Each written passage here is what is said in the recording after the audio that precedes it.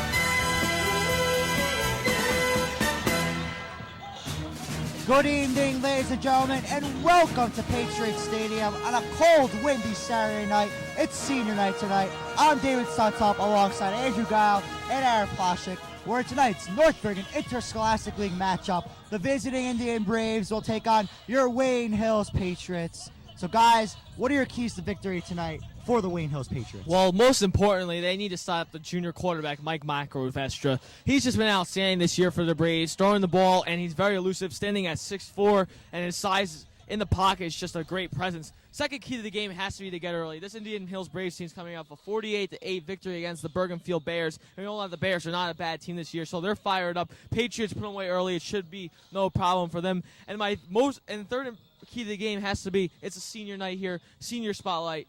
This is the last time the seniors will get a senior night, obviously. Who's going to make the big play for them, and how are they going to remember their last home game? Well, my keys to the victory have been pretty steadfast all season. My first key has been the Patriots all season. Keep the ball running. Giving the ball to Danny DeSico and Carlton Morrison has worked very well for the Patriots for the season so far. I don't see anything changing tonight. My second key is for the Wayne Hills defense to make sure they cover Matt Iannucci very tight. He's Mike Macrovestra's favorite target, and we'll look for him to get the ball a lot tonight with an Indian Hills team that likes to fake the run as much as they like to run. And my third key, playoff mentality. Obviously, playoffs are coming up next week. They have to stay strong, make sure they jump into the playoffs with a huge win against Indian Hills tonight. My 3 keys to victory, starting off, give the ball to Dan DeSico. Dan DeSico has been on fire the last 3 weeks. He's had close to 100 yards in each game. He had over 200 yards against Plshnick Valley. He's had at least 2 touchdowns in the last 3 games. Give DeSico the ball. Next, the secondary needs to step up.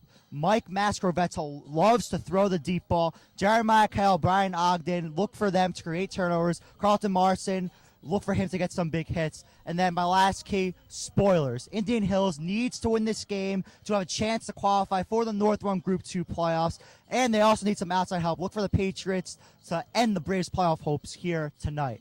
Guys, the last time we did a game here, Mike Giampapa struggled throwing the ball. The offensive line was not protecting him well. But the last 2 weeks, Giampapa has really stepped up this game. He's played fantastic in victories at Demarest and at Fairlawn. How has Mike Giampapa really been able to get back on the right track? Well, he's looked past that Plshnick Valley game. Let's just face it. He made some mistakes. He didn't get much help from his offensive line, granted, but he made some mistakes, and he's worked off those mistakes. He's turned those weaknesses that he had into strengths, and they've shown the last 2 weeks against Demarest and Fairlawn, and it should carry over in tonight and into the playoffs. You know, Mike Giampapa, he's just a workhorse. He's always watching film, always trying to improve him game, and he's really looked strong. I mean, after that Plshnick Valley game, just like Andrew said, he just kept working at it, and he's playing superb football right now, and I really don't see anything changing for the remainder of this season. He's got his targets, big targets in Jeremiah Kale and Brian Ogden. He's just going to keep throwing them the ball, and when he can't get it to them, there's the running backs and Kyle Hannenberg. Obviously, the Patriots are going to be motivated tonight. It's senior night here at Patriots Stadium. Last tune-up before the playoffs. But also, the Braves' playoff hopes are on the line here at Patriots Stadium. How much extra motivation do you think the Patriots have, Andrew, to end the Braves' playoff hopes? Oh, no question. They're all going to try to win the game, first of all. That's most important to the Patriots. They don't even care who they're playing in, whether they're ruining their playoffs hopes or not. This Indian Hills team, however, wants to get into the playoffs, obviously. They win, they're in. They lose, they're out.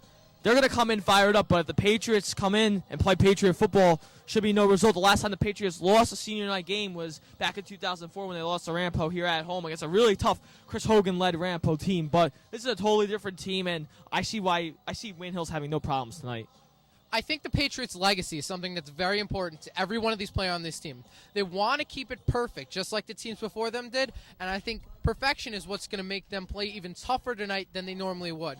Indian Hills is coming in here with the biggest mentality of all. They need to win or they're not in, but Wayne Hills is just going to come firing on all cylinders, and I can't really see Wayne Hills losing this game.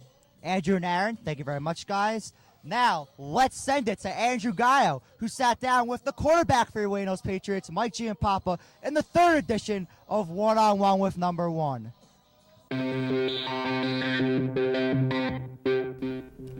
Good evening and welcome to One-on-One with Number One. I'm Andrew Gayo, Senior Night Edition. Alongside me, the quarterback, number one, Michael Giampapa. Michael, 7-0, 8-0, going into Week 9. Senior night this Saturday, tonight, versus Indian Hills. Every year it seems you play Indian Hills in the opener. This year, schedule switched it up a bit. Now you're going to play them in the final week. You guys are 8-0. You just beat Fairlawn. What do you guys do to keep focus and look at this Indian Hills team and not take them for granted, because they are 4-3 and they are a contender? I'll tell you, they're a lot better than what the record shows. They are 4-3, but I've watched film on them, and they're a pretty good football team. They do a lot of good things. They get pressure on the quarterback, and they run and throw the ball pretty good. So they're looking to get into the playoffs, and we know we're going to have them at their best. So we can't take them lightly. We got to come out and play our game. A young man by the name of Michael Markovestra, the quarterback for these Indian Hills Braves. He's a pretty big guy, listed at 6'4", probably give or take in a couple inches. And he's pretty good. With him in there, I believe they're 4-2. He was injured one game, and they got crushed by, they lost to Indian Hills. They lost to Old Japan without him, but he was hurt. What do you guys have to do to contain this man? Because he's quick, he's fast, and he has a good arm. He can throw the ball pretty good, and they have some pretty good targets on the outside. We got to get pressure on him, make him get rid of the ball off rhythm. Our defensive backs, who are been playing great the whole year, got to continue to play good, bat down balls, and just make him pay every time he throws the ball. The ball's got to be ours. Last week showed a good indication of how good your defense was over this season. Actually, the defense has been criticized from time to time, stopping the run, and basically that's all because the secondary has been great. Last week against Fairlawn, you guys showed that we're a legitimate defense. It was terrible conditions in the rain, in the muddy Fairlawn, 35-0. Is this defense for real, Mike? Is this defense, they can handle anything?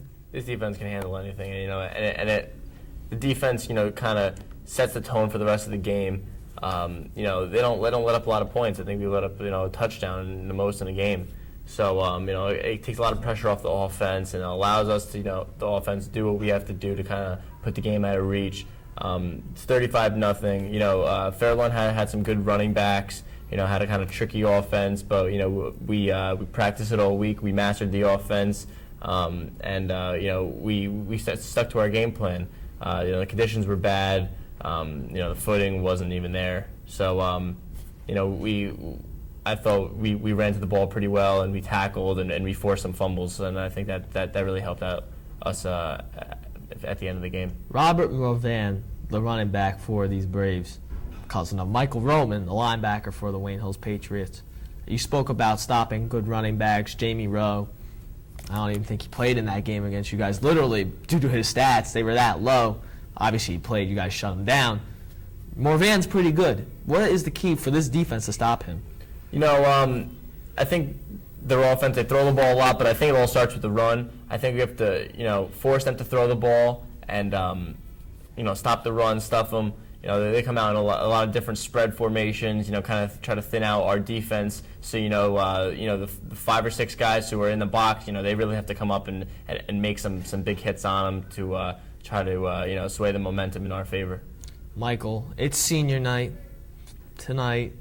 Linda and Tony going to be walking down, the little helmet, walking through the cheerleaders. Everyone's going to be waving their helmets in the air. You've seen this go through Anthony. You've seen this go through Joe. Now it's you, finally. This day's come. What do you expect? I mean, how's it going to feel? It's a big night for me and my family. We've been in this program a long time, and it's senior night. It's a special night. People are going to be crying and stuff. It's going to get pretty emotional. So, I just want to come out and play good and get another W and just be 9-0. Yeah, it's all about the W's, I guess you can say that, especially Wayne Hills.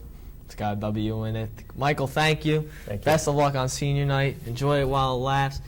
Thank you for watching. We will be back for Indian Hills, Wayne Hills after this.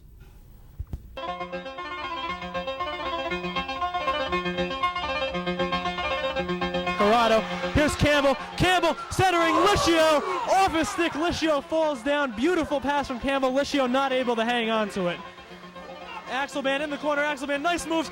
Centers to Licio. And Wayne Hills puts it away. Wayne Hills puts it away. Albert Campbell, his 4th goal. It's absolutely crazy at the asphalt. Wayne Hills, your 2005 NBIL Ice Hockey Championship. Albert Campbell, 4 goals. For the Patriots, 6 goals. Campbell, the sophomore. What else can you say but wow? Welcome back here to Patriots Stadium, Indian Hills, Wayne Hills. I'm David Suntup alongside Andrew Gayo and Aaron Plshnick. The 4-3 Indian Hills Braves fighting for their playoff lives as the Braves have 1st and 10 on their own 30-yard line after the kickoff return by Brian Sees. Mascro Vetra, shotgun formation. Morvan in the backfield. 4 wide receivers set. Mascro Vetra back to pass. He's getting pressure from the pocket, and he's sacked by number 10, Kyle Hannenberg.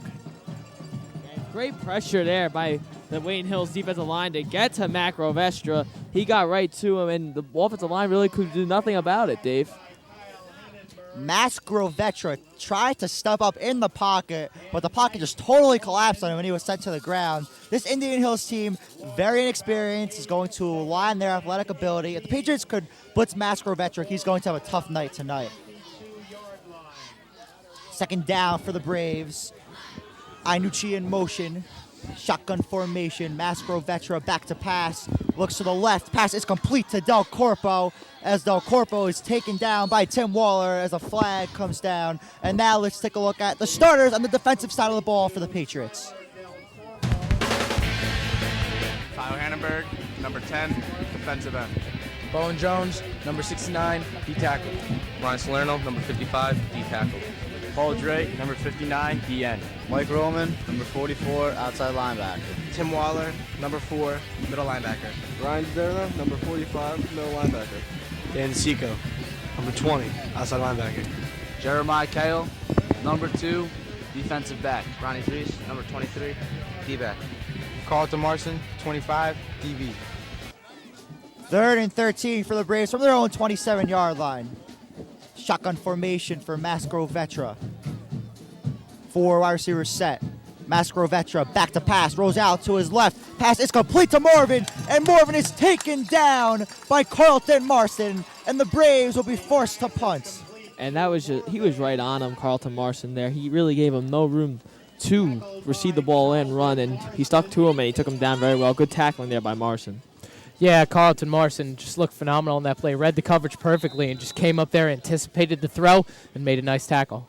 4th and 11 for the Braves from their own 27-yard line. Number 15, Ask him if he could hear that. Krisick Ask him if he could hear to it. punt Just ask him if he for could the hear Braves. DeSico and Marson in the backfield to receive the punt. High snap, line drive kick to the left side of the field, taken by DeSico at about the 44, and he's taken down by number 71, Jacob Hazen, also a star pitcher for the Braves baseball team. A fantastic tackle by Hazen on special teams as DeSico is tackled immediately. And now let's take a look at the offensive lineup for your Wayne Hills Patriots. Mike Giampapa, number 1, quarterback. Dan DeSico, 20, running back. Carlton Marson, 25, running back. Jeremiah Gayo, number 2, wide receiver. Ryan Ogden, number 5, wide receiver. Kyle Hannenberg, number 10, tight end. Joe Cogarella, number 73, offensive tackle. Brian Salerno, number 55, guard. Zach Toya, number 79, Touchdown Patriots! A 56-yard touchdown strike from Mike Giampapa to Jeremiah Kale as the Patriots strike first on their first offensive play of the game and take a 6-0 lead. You know, it's unbelievable there, although I'm not sure if you guys saw the entirety of that play. Kale just outran his cornerback coverage. He is so fast, and it was unbelievable throw right on the money by Giampapa. Snap is good as the kick splits the uprights as the Patriots take a 7-0 lead against the Braves as Jeremiah Kale, his 5th touchdown reception of the season. Mike Giampapa, his 16th touchdown overall, 15th touchdown through the air. And last week, Jeremiah Kale caught 2 touchdown passes from Mike Giampapa. He caught one against Old Japan, and he also caught one against Demarest. So Mike Giampapa is really gaining a lot of confidence in Jeremiah Kale. Oh, definitely. I mean, Jeremiah has just opened up his game considerably, coming from last year playing quarterback the whole second half, and now this year going back to his usual wide receiver spot. He's made great adjustments, and, you know, you have to be very well-rounded as an athlete and as a person to be able to adjust to such things like that and to adjust to a new position. It's just great. And look, he's kicking off. Kale kick off for the Patriots. Short kick as the refs blow their whistles. Don't know what's going on. Let's see what the call is on the field. But 4 out of the last 5 games, Kale has caught a touchdown pass. He's just on an incredible streak here. Now has over 150 receiving yards. So Kale's really coming into his own as a wide receiver for the Patriots. As they call offsides on Wayne Hills, they will be backed up 5 yards to their own 35-yard line. But this is not what the Braves wanted coming into Patriots Stadium. Must-win situation. First play on defense, you give a 56-yard touchdown pass. Coach Mark Aramburu could not be happy with his defense. Kale to kick off. Squib kick by Kale. Fielded at about the 18-yard line by Iannucci as Iannucci's tackled by a host of Patriots just shy of the 30-yard line. Mark Kirk got to him first for the Patriots, but again, Kale set up a nice squib kick there, and the the special teams got there really quick, and the opponents cannot do that. Throughout the whole year, opponents have not been able to put themselves in good field position in order to get themselves started on offense. Yeah, the key if you want to play against Wayne Hills on special teams, your kick coverage has to be phenomenal because Wayne Hills has some gunners down there that'll just hunt you down and tackle you as fast as possible, and Kirk showed well there. 1st and 10 for the Braves from their own 29-yard line. 4 wide receivers set. Iannucci in motion to the bottom of your screen. High snap. Mastrovetra handoff to Morvan as Morvan is tackled by a host of Patriots of loss of about 2 on the play. Great athletic ability there by Mastrovetra just to handle the snap. And Mastrovetra, besides playing football, also a star basketball player, and he was an outfielder on their state championship baseball team. Yeah, their Mastrovetra really didn't have much of an option there. I mean, high snap didn't get the play developed, and a decent even getting the playoff to Morvan. Now, the rushing attack is supposed to be what's phenomenal for Indian Hills this year. Let's see if it shows up in today's game. 2nd and 12 for the Braves. Mastrovetra shotgun formation. 4 wide receivers set. Mastrovetra back to pass. Mastrovetra going deep down the left side of the field as the pass is incomplete, intended for number 4, Tyler Del Corpo. Brian Ogden there on the coverage. And getting back to that last play, the bad snap by the Braves. Mastrovetra was the leading receiver for the Braves last season, and now he's moved into the quarterback spot, taking over for Andrew Kupek. Well, David, if you saw right there, this kid's got an arm, Dave. I mean, all that time spending in the outfield for the Indian Hills Braves on their North 1 Group 2 sectional championship team. This guy can throw the ball far a bit. And notice he comes out of a 3/4 arm slide. That comes from his baseball days. 3rd and 12 for the Braves from their own 26-yard line. 4 wide receivers set shotgun formation. Mascrovetra directing his wide receivers. Mascrovetra, play action, getting pressure by DeSico. As the pass is tipped by Ryan DiDerno. Incomplete. 4th down for the Braves. But getting back to Mascrovetra, he was just a phenomenal outfielder for that Braves team. Gold glove right fielder, great arm, made a lot of web gems that were key to their run. Also a great hitter. Oh, no, he was a well-rounded baseball player. I mean, he still is. I'm not saying that he's done. But he's well-rounded, and he's still playing, and he's just a 3-sport athlete. As Krizik to punt for the Braves, a high short kick bounces at about the 47-yard line as it'll be marked out of bounds as the Patriots will take over from about their own 47-yard line. So it took the Patriots one play to strike on their first offensive possession. But the Patriots have really done a great job on offense the last 2 weeks at Demarest and at Fairlawn. They've really been running the football effectively, especially Danny DeSico. Oh, definitely, David. I mean, DeSico's game has stepped up considerably towards the end of October into November. And now it's November football where they all got to be fine-tuned, Dave. Let's face it like that. Well, DeSico is 35 yards shy of reaching the 1,000-mark plateau. Play action, Gianpapa, as the pass is incomplete, in and out of the hands of Kyle Hannenberg. 2nd and 10 for the Patriots from their own 47-yard line. And Jipu's just letting it loose tonight, Dave. I mean, most of the viewers couldn't see the first pass because we were still in the offense segment of our program, but the throw that he threw down the field of Jeremiah was unbelievable. And that last throw, he had a little pop on it and nice touch at the same time. I don't know how that's possible, but he did. But he's throwing the ball very well tonight. Well, I saw him in warm-ups, and he was doing an outstanding job throwing the deep ball. 2nd and 10, I formation for the Patriots. KO motion. Gianpapa, handoff. DeSico. DeSico has a couple blocks to the right as he gets it across the 50 to about the 47-yard line.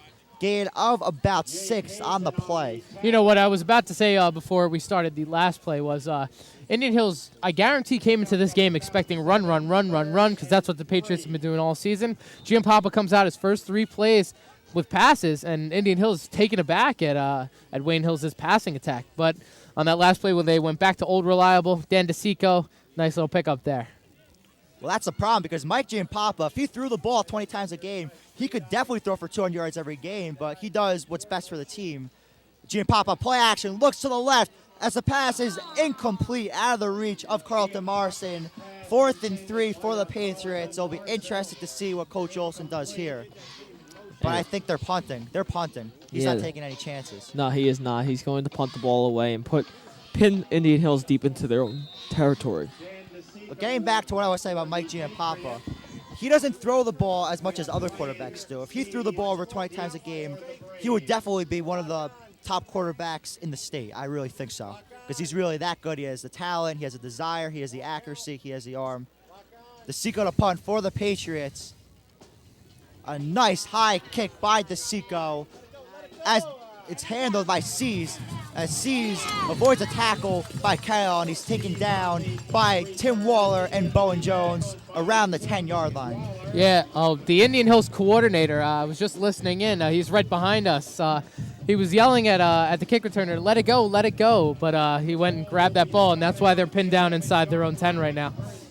Well, when you go 3 and out in your first 2 offensive possessions, it definitely doesn't help when you catch a punt inside your own 10-yard line. That's just not using football smarts there. 1st and 10 for the Braves from their own 11-yard line. Another 4 wide receiver set for the Braves. Snap to Iannucci. Iannucci fakes the handoff as he's taken down by Paul Drake and Bowen Jones. Mascrovetra was split left. Coach Mark Arambou trying to change things up. In order for the Braves to make the playoffs, they need to stop the Patriots' 36-game winning streak and hope for some outside help. They need Passack Valley to lose. They need a lot of help. A lot of help. Yeah, in order to get the 8 seed, they're going to need some help. And this first they got to win this game, and let's just put it this way. It's going to be a battle. 3 wide receivers split left. Iannucci in motion. Mastrovetra, play action, rolls out to his right as the pass is incomplete out of the hands of Matt Iannucci. And now let's end down to Brian Dubow, the fourth member of our broadcast crew, who has some news for us. Brian, take it away. Actually, we're having some technical difficulties. We'll be back with Brian later on. 3rd and 12 for the Braves, pinned deep in their own territory from their own 9-yard line. And there was a huge game in the Northburg Interscholastic League earlier today at 4 o'clock at Old Japan. Mala played at Old Japan. Be interesting to see you on that game. 3rd and 12, Mastrovetra back to pass, surveys the field, goes deep down the right side of the field as the pass is incomplete. From my view, it looked complete. The pass incomplete, intended for Brian Seas. No, Wait, they said it was complete. I thought it was incomplete at first, got confused by the signal. And now let's send it down to Brian Dubow as a special report for us. Coming up in today's game, Marsko Vitra had a big reputation with big shoes to fill. He's had over 1,000 passing yards, and up till that last pass, he's been getting a lot of pressure from the defensive line, and he hasn't been able to get anything off. He has to fill that reputation, be comfortable, and get that ball in those seams where the defensive men aren't. That's all for now. Back up to you. Thanks, Brian. As the Braves just got stuffed on a running play, so it'll be about 2nd and 12 for the Braves. Sorry about misinterpreting the ref's signal. I thought the ref said incomplete for a second. But Mastrovetra really showed off his arm in that 3rd down play. And the Patriots secondary really has to be ready for the deep ball tonight, guys. Oh, man, he just unleashes the ball, Dave, and it looks like he's doing it with ease. He just lets the ball go downfield, and he has tremendous accuracy hitting his receivers. I mean, he's with that big target and big body of his, I mean, he's in good shape. He could get some college looks. 2nd and 13 for the Braves. Shotgun formation. Mastrovetra, play action. Throws it deep to the left side of the field for Iannucci, and it's complete. Mastrovetra, another deep ball, this time picking on Dan DeSico. Yeah, what a wonderful catch right there. Matt Iannucci covered tightly by DeSico, catches the ball, lands on his back. Good catch by Iannucci. But going back to Mastrovetra, Division 1A prospect, the scouting report said. I mean, I came in a little skeptical, looking to see what he was really made of, but so far he's shown he's got a cannon. This kid could definitely be a phenomenal college quarterback, and I would look forward to seeing him in college. Their kicker, also a potential college kicker, Kevin Henowitz. We saw him kicking 40-yarders during the pregame, so they got some talent, this team. First and 10 for the Braves from the Patriots' 24-yard line. Mastrovetra, handoff as Marvin is taken down in the backfield by number 44, Mike Roman. But if the Braves could move the ball another 5 to 10 yards, they could put some points up on the board because Kevin Henowitz, like Andrew mentioned before, he has a fantastic leg. He was making them from 40 yards in warm-ups. He also hit 145. Aaron Plshnick just dying for us to mention that on air, so there you go. 2nd and 14 for the Braves. Shotgun formation, 4-wide receiver set. Mastrovetra, back to pass, surveys left side of the field as a pass is complete to number 4, Tyler Del Corpo. As Mastrovetra continues to put on a clinic on this current drive. And he really is just showing off his arm and completing passes left and right across the field. The Patriots are going to have to make an adjustment because he's just picking on the secondary right now. Well, if I'm Mastrovetra, I would not even look to Jeremiah Kell outside of the field because if the Indian Hills coaches watch the tapes of Wayne Hills this year, they know how good Kell is at picking off quarterbacks. 1st and 10 for the Braves. Well, the scoreboards might not be accurate, as I think that's offsides on the Patriots, it looks like, from here. No, I believe it was false start. Oh, no, it was offsides. I think Carlton Marson might have jumped off sides. There was another player, too, besides Marson, I think. Actually, Dave, I believe that play was 3rd down, and that offsides actually just moved them into a 1st down. Yes, it was. Oh, okay, the scoreboard was not accurate. That's just me keeping a keen eye on Lenny DiDerno and the chain crew over there. 1st and 10 for the Braves from the 12-yard line. Shotgun formation. Mascaro Vetra back to pass. Looks to the right side of the field. Getting blitzed by Roman as the pass is incomplete. Intended for number 81, Chris Matarazzo. Great pressure there by Mike Roman to force the errant throw by Mascaro Vetra. Mascaro Vetra actually got the ball off, too. I mean, he was getting pressure from all over the place, and he had the audacity to throw the ball right there into the end zone. He had some pop on it, too. This kid can throw, Dave. He's a good player. Mascaro Vetra has really shown a lot so far in the early going. 1, he has a great arm. 2, besides having a great arm, he's got a ton of accuracy. And 3, he's not afraid of the Patriots blitzing him. He's going to step up in the pocket, he's going to take the hit, he's going to make the throw. 2nd and 10 for the Braves from the Patriots' 14-yard line. Shotgun formation, Mascaro Vetra, play action, rolls out to his right as the pass is caught by number 4, Tyler Del Corpo. Touchdown Braves. Del Corpo was wide open in the end zone on a crossing route as the Braves get on the board as the Patriots now have their lead decreased to 7-6. David, I mean, am I seeing an illusion here? This is the first time I think the first team's been scored upon in quite a long time, Dave. Demarest, 3rd quarter on an 18-yard. Well, I mean, in the first quarter, though. This is very long time. Very, very rare. As the kick by Heinowitz is no good. So after building up how talented Heinowitz was, he misses the extra point as the Braves fail to tie up the ball game. You know, I'm not sure. I'm hard to say that I haven't been keeping up on my Patriots scoring, but is that the first quarter touchdown that a team scored against the Patriots this year? No doubt about it. That's phenomenal that Indian Hills was able to break out and almost even the score this quickly in the game. They really put a gash in the Patriots' defense on that last play. The Knights, talking about the Old Japan Golden Knights, had a long touchdown pass in the 2nd quarter against the Patriots. I don't think the Patriots gave up a first quarter touchdown last season. I think the last time the Patriots gave up a touchdown in the first quarter was back on October 28th at Rampart Stadium, thanks to Chris Hogan. 2005. It's been a while, David. It's been over 2 years. Yeah. But I have to give credit to the Braves. They did absolutely nothing on their first 2 offensive drives. They came out deep in their own territory, 3rd and long. They made adjustments, and they put 6 points on the board. As Heinowitz to kick off for the Braves. DeSico and Marson in the backfield. A short high kick fielded by Marson. Marson down the left sideline as Marson takes it up. Still on his feet as Marson takes it across the 35-yard line as Mike Giampapa is back on the field for the Patriots, their offensive drive, looking to put some more points on the board for the Patriots after going 3 and out on their last possession.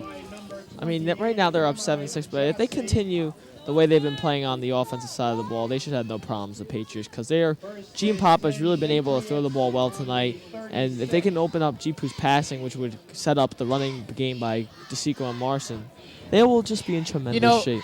Yeah, I apologize for interrupting you, Andrew, but just from looking so far, it's clearly obvious that the Patriots' offense is easily overpowering their defense. Hand off to DeSico up the middle as DeSico takes it across the 40-yard line up to about the 43. So a 7-yard gain for DeSico. We're on screen. There we are, getting a nice camera shot of us. Well, it's always nice for us to get our camera time during senior night. Yeah, I'm in the middle. Where you seeing my hand? There I am. Well, I'm in the blue with the black hat, trying to stay warm on this cold, windy night here at Patriots Stadium. 2nd and 4 for the Patriots from their own 43-yard line. If you're just joining us, it's senior night here. I'm David Suntup alongside Andrew Gayo and Aaron Plshnick. Hand off to DeSico. DeSico bounces it out to the right. DeSico's got a block by Murphy to the 25, 20, 15, 10, 5. Touchdown Patriots.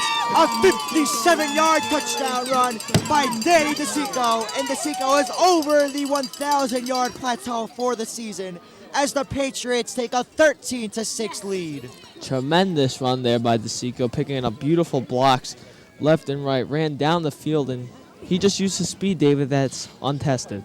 You know, that run actually really looked like the run he had against Ramapo, where he bounced off the linebacker and just scooted down the field for a huge score against them. It's so amazing. As the snap is high, as Kale's just going to have to get on top of the ball, so the extra point attempt is no good. But getting back to what you were talking about, Aaron. Yeah, like I was saying, it's just so amazing how easily Danny DeSico can turn something out of nothing. I mean, there were a couple key blocks on that play that DeSico was able to avoid, and it was just phenomenal how he's just able to make plays happen. He is a playmaker, he is a fire starter, and Dan DeSico is a prime reason that Wayne Hills is as good as it is this year. Well, I have to apologize for my mistake before. Tim Divers was the one who got on top of the ball, not Kale. I couldn't see the number. But getting back to what you were saying about DeSico's run, the run was actually against Bergenfield. It was I think it was the first offensive drive. But it's hard not to confuse the runs because he had such a great game against Ramapo. He had 5 touchdowns against the Green Raiders. So the Patriots take a 13-6 lead. 3:13 remaining here in the first quarter. Kale kickoff for the Patriots. Speaking of Ramapo, if they beat Northern Highlands tonight, actually, yes, it is Northern Highlands. If they beat Northern Highlands, who is winless on the season, and Teaneck loses to Ridgewood, Ramapo makes the playoffs as the 8th seed. High kick by Kale, fielded about the 15-yard line. As Seas is taken down, as Seas gets across to the 26-yard line. As insane as it sounds, I mean, Ramapo started off 0-4, gentlemen, and they're going to make the playoffs. I mean, if they beat Northern Highlands will win this. And Teaneck's playing a very tough Ridgewood team that only lost 28-0 to Don Bosco. So if Ramapo makes it, we could see him here next Friday. It also depends on power points. Wayne Valley ahead of Wayne Hills after 8 weeks, but the points will be readjusted after today's game since not all the teams have played 8 games because the cutoff for power points is after 8 games. Mascor Vetra, shotgun formation, looks to the right side of the field. It's intercepted by Ryan DiDerno. Masco Vetra just had a clinic against the Patriots on the Braves' last drive, and he is picked off by Ryan DiDerno on the first play of the drive. Great job there by DiDerno to step right up, hold on to the ball right there and pick it off, and then fall right down. So he sets up the offense of the Patriots. Great job there by Ryan. Well, DiDerno tipped the ball earlier in the quarter, so it was only time that DiDerno comes through getting a takeaway for the Patriots, and a key takeaway, really taking a lot of momentum away from the Braves. And now the Patriots have great field position and have a great chance to add to their 7-point lead. I formation for the Patriots. Toss outside to DeSico. DeSico trying to turn the corner as DeSico is out of bounds at about the 32-yard line. As the flag comes down, I don't know if it's going to be a late hit. And it should be because he was reasonably hit out of bounds. He was out of bounds, and then he got hit. Yes, they will call it. So the refs made the job. Not a smart play there by the Braves, as it is a personal foul against the Braves. That's a 15-yard penalty from the spot of the foul. So now the Patriots are on the Braves' 16-yard line, 1st and 10 from the 16. When the Patriots are inside the red zone, they don't miss. It's just pretty simple. Oh, obviously, David. I mean, they're very automatic when it comes to the red zone, whether it's running or passing. So this should be 6 more. I formation for the Patriots. 2 wide receivers split left. Hand off to DeSico up the middle as DeSico barrels his way ahead, just shy of the 10-yard line. So it'll be 2nd down for the Patriots from the 11-yard line. And Wayne Valley beat Caldwell last night 30-3 to improve to 9-0, but that game does not have any bearing on power points. But the Patriots could play either Ramapo, maybe Teaneck, maybe Passaic Valley, maybe a rematch of the last 2 North 1 Group 3 state championship games if they play Parsippany Hills. I formation for the Patriots. Hand off to DeSico. DeSico makes a spin move, can't get anywhere. A loss of about 1 on the play, so it'll be about 3rd and 6 for the Patriots. And there's a scuffle in the middle as flags were thrown. And we're going to get the call right here. And it's going to be against Wayne Hills for unsportsmanlike conduct. as DeSico is not happy about the last play, talking to Coach Olson. 15-yard penalty for the Patriots. So the Patriots will have the ball from the Braves' 28-yard line. So after getting a huge advantage from the Braves, after the Braves committed a foolish penalty on a late hit by DeSico, the Braves give it right back. So it could be third and about 20. Third and 20 for the Patriots. That's the last thing that the Patriots want in this situation. KO motion, Volpe split right. Gene Papa, play action, goes down the field, completes to Kale as Kale takes it up to about the 16-yard line. So it will be about 4th and 8 for the Patriots as Tim Divers is on the field and he's attempting a 33-yard field goal. He connected from 36 yards back on October 6th against the Golden Knights of Old Japan. This is definitely a high percentage kick for him because he is a very reliable kicker for the Patriots. The snap is good as the kick splits the uprights. A 33-yard field goal for Tim Divers as the Patriots take a 16-6 lead. Guys, Tim Divers has been clutch all season long for the Patriots. Extra points, field goals. He's been a huge asset to their success. Oh, he's been fantastic, David. I mean, it was just a beautiful kick right up the middle. And, I mean, you can't ask much more for that. I mean, Divers, he showed off his leg there, and he's legit. So the Patriots take a 16-6 lead. 52 seconds remaining in the first quarter. You know, guys, we're actually sitting next to Mr. Divers, Tim Divers' dad, as our viewers probably don't know. He is just ecstatic at his son's play right now. Just he's glad to see his son get out there and just contribute to the Patriots' cause. Another three-pointer on the season. It's his second. Just great for Divers. Kale, the kickoff for the Patriots. A short, high kick fielded by Iannucci. Iannucci takes up the field across the 25-yard line. Before the game, we were talking with Mr. Divers. We were watching the Indian Hills kicker warm up, and Andrew said, I would like to take Indian Hills kicker Kevin Heinowitz in the first round, in my fantasy draft in the second round, but I'd love to have Tim Divers, but he's going to be gone in the first round.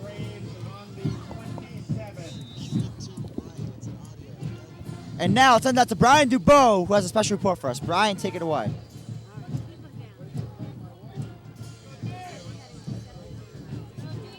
Playoffs. Wayne Hill's defense is doing a phenomenal.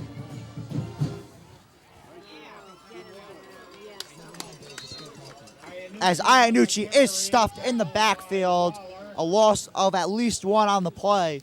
So the run really isn't working for the Braves. So the Patriots really need to start dropping back some defenders and improve their pass coverage. Yeah, because it's been a problem tonight so far, and they're going to have to tighten up. On the last drive, though, they did pick off the pass, so that showed some strength right there. But if they need to step up for the rest of the night.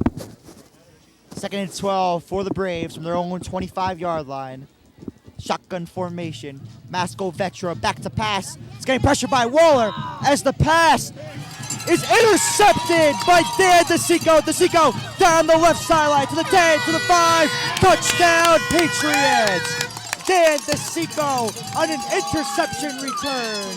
His second touchdown of the game as the Patriots take a 22-0 lead. And they just keep piling it on, Dave. We were just saying how Masco Vetra has been playing sensational the whole night, besides the pick against Ryan DiDerno. Right there, you see Dan DeSico pick it off, catches the ball at its highest peak, and does a great job running down the sideline into the end zone. Great job there by the DD Express. Yeah, you know what I'm saying. Dan DeSico, he's as much of a threat on offense as he is a threat to pick it on defense. Great pick there, great running for the touchdown. Snap is high, the kick splits the uprights. It's good. Tim Divers connects on his third kick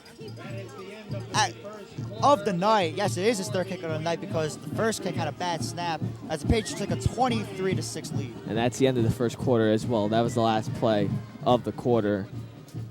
Dave. I don't know why the clock says 11:54, but it is the end of the first quarter. So, guys, what were your thoughts on the first quarter of action here at Patriot Stadium? It looked like Indian Hills was going to make it a showdown at first with as Wayne Hills connected on that first, and then Mascrovetra drove the Hills Braves down the field for their score. But as of late, his passes have been errant. Durno with the interception, DeSico, as we just saw, picking it off, returning it for a touchdown.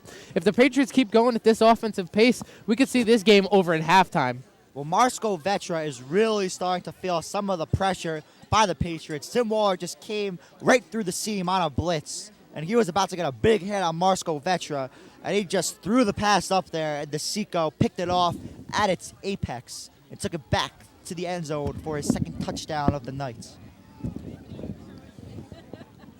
Kale kickoff for the Patriots. Start of the second quarter here at Patriot Stadium. It's senior night. The Braves' playoff hopes are on the line here. I'm David Suntup alongside Andrew Gayo and Aaron Plshnick. Brian Dubow, the fourth member of our broadcast crew, excuse me. Kale kickoff for the Patriots. Line drive kick as it's bobbled by Seas. Seas recovers, takes up the middle of the field as he smoked. Seas is absolutely smoked by number 31, Joe Volpe. And Joe Volpe has made a couple of huge plays in the early going of this game. And what a great hit there by Joe Volpe. I mean, he absolutely smoked Seas there. It was great. And let's send down to Brian Dubow, who has a special report for us. Brian, take it away. Thanks, guys. Tonight is a crucial game for Indian Hills as they hope to lock in a spot for the playoffs, and so far they're doing a pretty bad job. Those 2 interceptions, the Wayne Hills defense is stepping up. They're being phenomenal, as always. What else is new? But they definitely are having a tough time. They had that one late hit penalty that certainly didn't help them. That's an extra 15 yards, and as of now, they're definitely blowing it. That's all for now. Back up to you guys. Thanks very much, Brian. 1st and 10 for the Braves. Handoff to Morvan, I believe. Minimal gain on the play as the defensive line for the Patriots really doing a great job stopping the run. Do we have replay? And ever since that Old Japan game, this defensive line for the Patriots has really stepped up and is really starting to gel. Oh, no, absolutely. There's no question about it that they've really stepped up their game after being criticized earlier in the season. But ever since that Old Japan game, they have stepped up their game, and they've come up clutch when the opportunity has happened. 2nd and 9 for the Braves from about the 25-yard line. Patriots showing blitz with Mike Roman. Mascrovetra back to pass. Roman putting on pressure. Pass deep down the left side of the field as it's incomplete.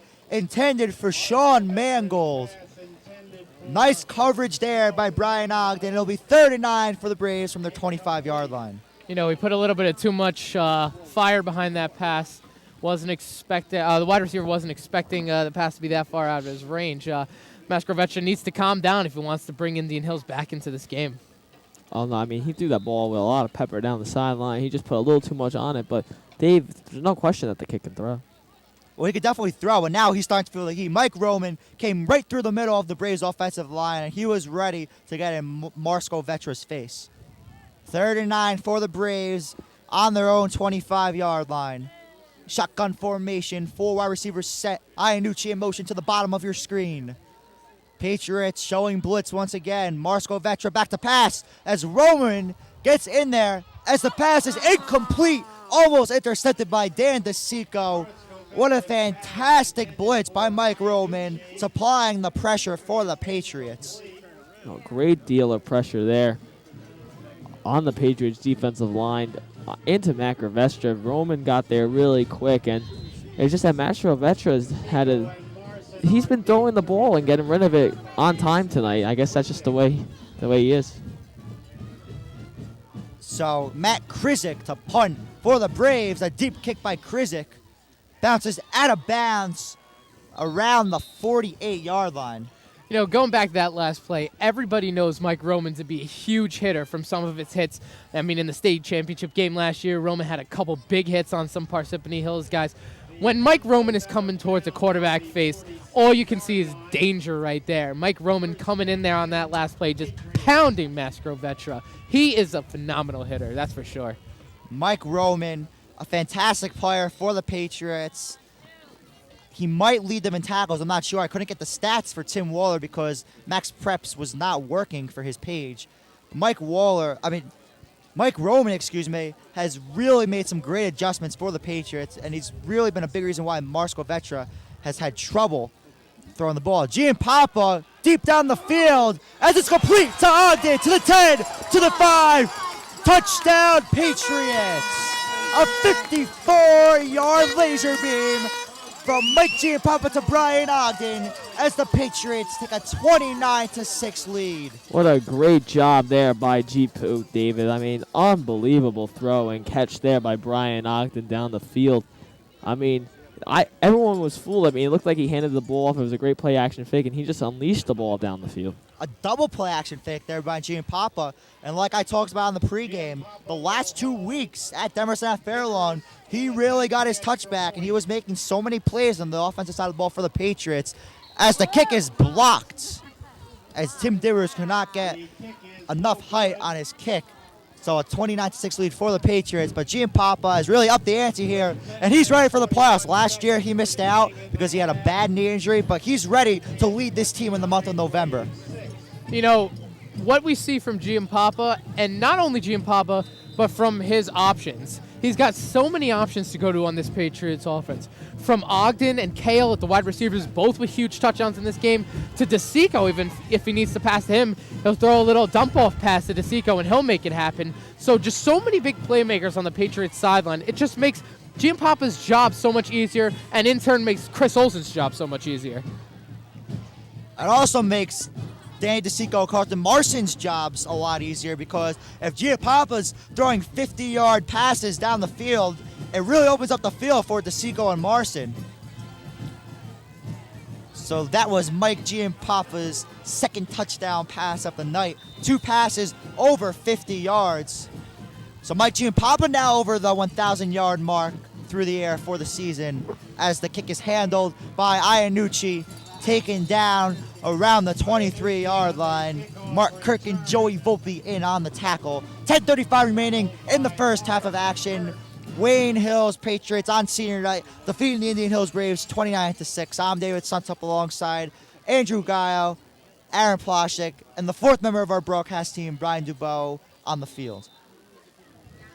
No, David, I mean, Indian Hills now is down by 23 points, if my mathematics is correct. I mean, you look at this team, and they're not going to come back if they keep throwing the ball into the Patriots' defensive players' chests. I mean, it's that simple, Dave. They need to Well, they have to play a flawless game if they want a chance. Marsko Vetra, play action, rolls out to the right side of the field as the pass is complete to Del Corpo. What a sensational catch by Del Corpo, as Del Corpo has been the main target for Marsko Vetra on this night as the Braves move the chains through the air once again.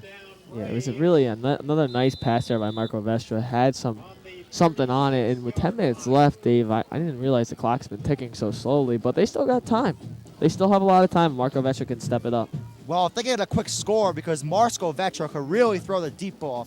But what Coach Aram Buba really needs to do, he needs to get Marsko Vetra out of the pocket. The pocket's collapsing on him. He's getting too much pressure, and he's made a lot of errant throws. He needs to get him out of the pocket, roll him out to his right. He's an athletic kid. He's a quick kid. He's big, and he could really put more zip on his ball if they utilize him out of the pocket. Shotgun formation, Marsko Vetra, handoff to Morvan. Morvan to the left side of the field as he scampers ahead, dives to about the 44-yard line. You know, I was just going to mention before this play happens, Wayne Hills is now expecting to pass a lot. I mean, Marsko Vetra has been throwing the ball pretty much practically the whole game. A good handoff to Morvan there, I was saying, would probably go for a number of yards, and Morvan picked up a lot of yards there. What I would also like to see here pretty soon is a reverse with either Del Corpo or with Iannucci. Might work very well against the Patriots, expecting maybe a play action from Marsko Vetra. I know there's just over 9 minutes here remaining in the first half, but stick around because I have Tim Waller in the locker room report and a few special interviews coming up with Rich Stambulian and Greg Olson. Hand off to Morvan. Morvan up the middle as Morvan moves the chains for the Braves. The first down picked up on the ground by the Braves. And now that Marsko Vetra is throwing the ball effectively for the Braves, now it's really opening up the run for the Braves. No, I mean, now that Morvan, who was also the cousin of Michael Roman, He's running the ball very effectively tonight. It's opening up the running game due to the passing by Marco Vestra. So Patriots need to make an adjustment soon. 1st and 10 for the Braves from about their own 49-yard line. 8 minutes and 42 seconds here remaining in the first half. Shotgun formation for our receivers set. Matarazzo in motion. As I believe there's a false start penalty on the Braves. I saw number 4, Tyler Del Corpo, jump first. I saw Matt Iannucci jump first. Yeah, he was across the line of scrimmage. Iannucci was a good 4 yards past the line, so he jumped. Little anxious there. So after Morgan converts a first down for the Braves, another foolish penalty, back themselves up 5 yards. So 1st and 15 for the Braves from their own 44-yard line. 4 wide receivers set for the Braves. Matarazzo in motion. Marco Vetra, handoff to Marvin. Nothing there for Marvin as he is stuffed by a host of Patriots. So it'll be 2nd and about 15 for the Braves. Just about 8 minutes here remaining in the first half. So yeah, Dave, let's talk a little bit. We have a little downtime. Actually, no, we don't. We'll talk about it in the future, but we'll talk about the soccer teams in the future. But the defense right now for the Patriots has stepped it up considerably after a shaky first quarter. So now we got 2nd and 17. 2nd and 17 for the Braves. Marco Vetra back to pass. Fires as it's incomplete, intended for Del Corpo. So 3rd and long here for the Braves. And you know what Coach Aramburu is going to pull out of his playbook here. You know he's going deep down the field with Marco Vetra. How could you not when you have a quarterback that has the tools that he possesses? Oh, no question about it, David. That was probably the smartest move this program has made by moving him to the quarterback position and taking him away from the wide receiver position because he's got an absolute cannon. How can you not? I don't know what he was doing playing wide receiver last year. I know he was their top wide receiver, but I think he was probably their best quarterback last year, even better than Andrew Kupek. 3rd and 17 for the Braves from their own 43-yard line. Patriots showing blitz. Play action. Marco Vetra steps up in the pocket as the pass is incomplete as Del Corpo is overthrown once again. Del Corpo had Ogden and Marson beat, but the pass was overthrown. Yeah, like I was going to say, the Patriots, they would have had double coverage on that play. Marson actually tripped himself up in the middle of the field. He would have been there, but missed opportunity right there. I'm not sure who the receiver was. I think that was Del Corpo. Del Corpo. Yeah, he was pretty much open there. As the punt by Krizik is out of bounds. Let's see where the ref marks it. It'll be marked at about the 28-yard line where Mike Giampapa will try to throw for his 3rd touchdown pass of the night. Giampapa, coming into the game, had 934 passing yards and now is over the 1,000-yard mark, I believe, for the first time in his career. I don't think he got over 1,000 last year, so congratulations to Mike Giampapa on this accomplishment. So Mike Giampapa and Dan DeSico both ellipsing the 1,000-yard marks tonight in their respective categories. 1st and 10 for the Patriots. Giampapa handoff to Marson as Marson goes over a Braves defender. No gain on the play for Marson. So it'll be 2nd and 10 for the Patriots. Great display, David. You're right. Going over the 1,000-yard marks. Both of them, 2 great accomplishments. You can't live without it. To go in your senior year and to go for DeSico and Giampapa to go over 1,000 yards, just tremendous. The really great thing is how hard Mike Giampapa worked during the offseason, coming back from that gruesome knee injury last year, and to look at the success that he's having, especially here in Syria, it's just magnificent. Giampapa play action, pass complete to DeSico. DeSico uses his blockers, cuts it down the left sideline to the 50 as DeSico takes a few defenders with him to about the 46-yard line across midfield. A first down for the Patriots. And a great job there by Danny and his blockers to just move down the field and move the chains, Dave. That's all it's about, moving the chains. So 1st and 10 for the Patriots from the Braves' 46-yard line. So, guys, it'll be very interesting to see how the rest of the PowerPoint standings play out. As you see, the Wayne Hills Marching Band always supporting their football players. But it looks like Wayne Valley and Wayne Hills are locked in 1 and 2. The position's yet to be determined. And then Paramus and Old Tappan will round out the top 4. First and 10 for the Patriots. Handoff to DeSico. DeSico dives ahead. A gain of about 3 to 4 on the play, so it'll be about 2nd and 6. Dave, I believe that was Carlton Marson there. They handed it off at the fullback position, and Marson scampered for a couple of yards. Yes, it was Marson. I apologize for that. Couldn't see the number right away. I'm sure Carlton's mother would be very upset that you got that call wrong, as she is screaming for Carlton. Well, the Marson faithful is actually sitting right by us today. Every game, their season tickets are right near us, the highest level. They have a lot of season tickets too, which is a great thing because it's always great for all the parents and relatives to come out and support their sons or the football players. Giampapa, pass complete to Kale. Kale down the right sideline. As Kale takes it across the 30-yard line. First down for Wayne Hills. A great throw there by Jipu, and Jeremiah had a nice speed burst down the sideline to move the ball, and David, they're just dangerous at all facets to the offense. The Patriots just have so many options on offense. They could throw the deep ball, the bubble screen, the pass out in the flat, use the speed of Kale, DeSico, and Ogden. They could run the ball with DeSico and Kale. DeSico and Marcy, Kale could run the ball too when he's in the quarterback's position. And they could throw the ball. Besides Mike Giampapa, Coach Olson has shown in the past that he will let Dan DeSico and Jeremiah Kale throw the ball deep down the field. As I think that play was called back. It's 2nd and 7 for the Patriots from the 44-yard line. Giampapa hand off DeSico up the middle as DeSico is taken down at about the 40-yard line. Now it's sent out to Brian Dubow, who has a special report for us.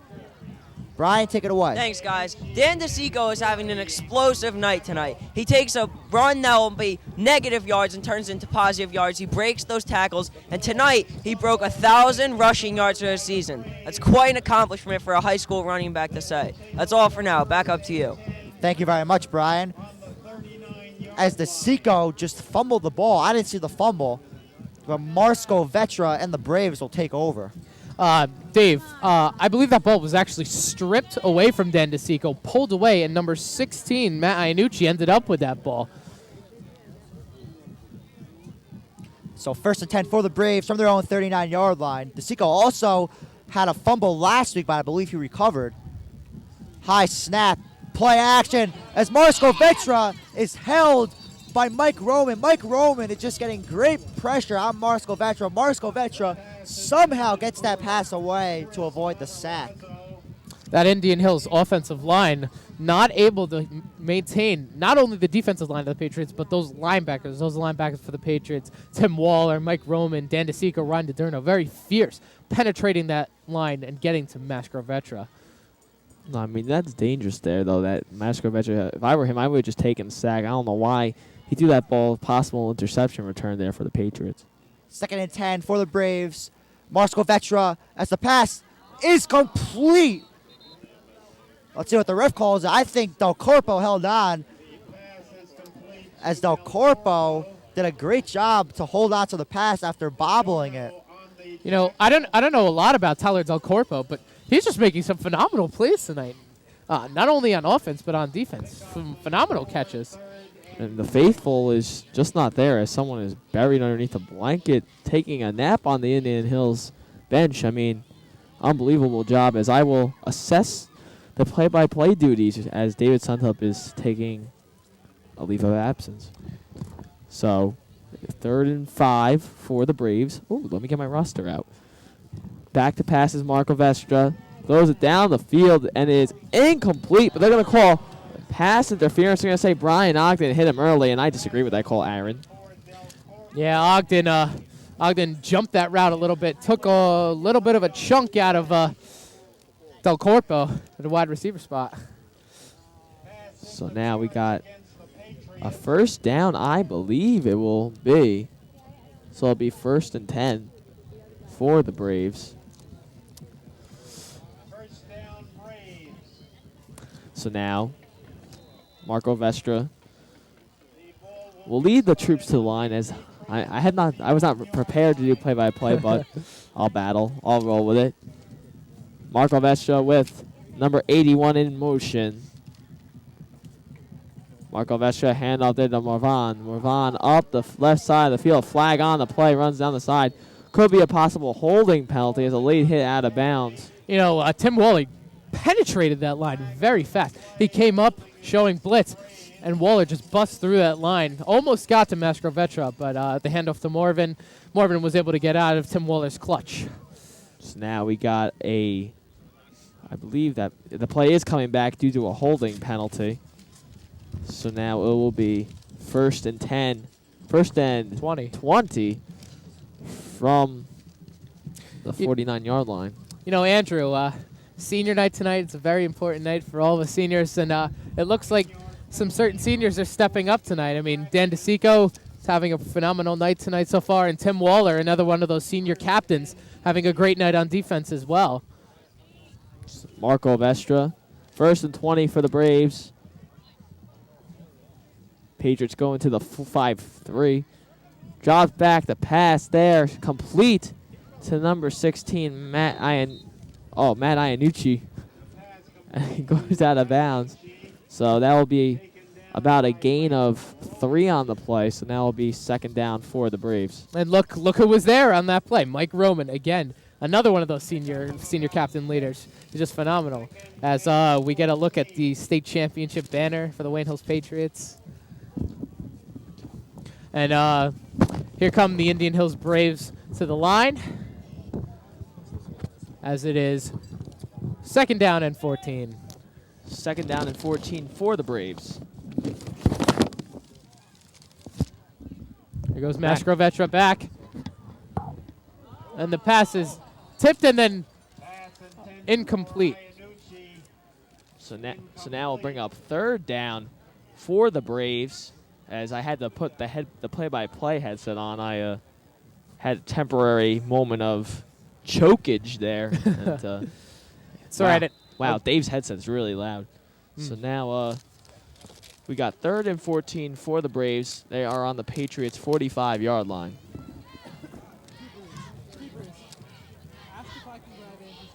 So now 4 wide receivers set for the Braves. Mastrovetra back to pass, getting pressured. So is it down the field, intended for Del Corpo, but good coverage there by Jeremiah Kale. And now bring up a fourth down for Indian Hills. 2:30 remaining here in the first half of action.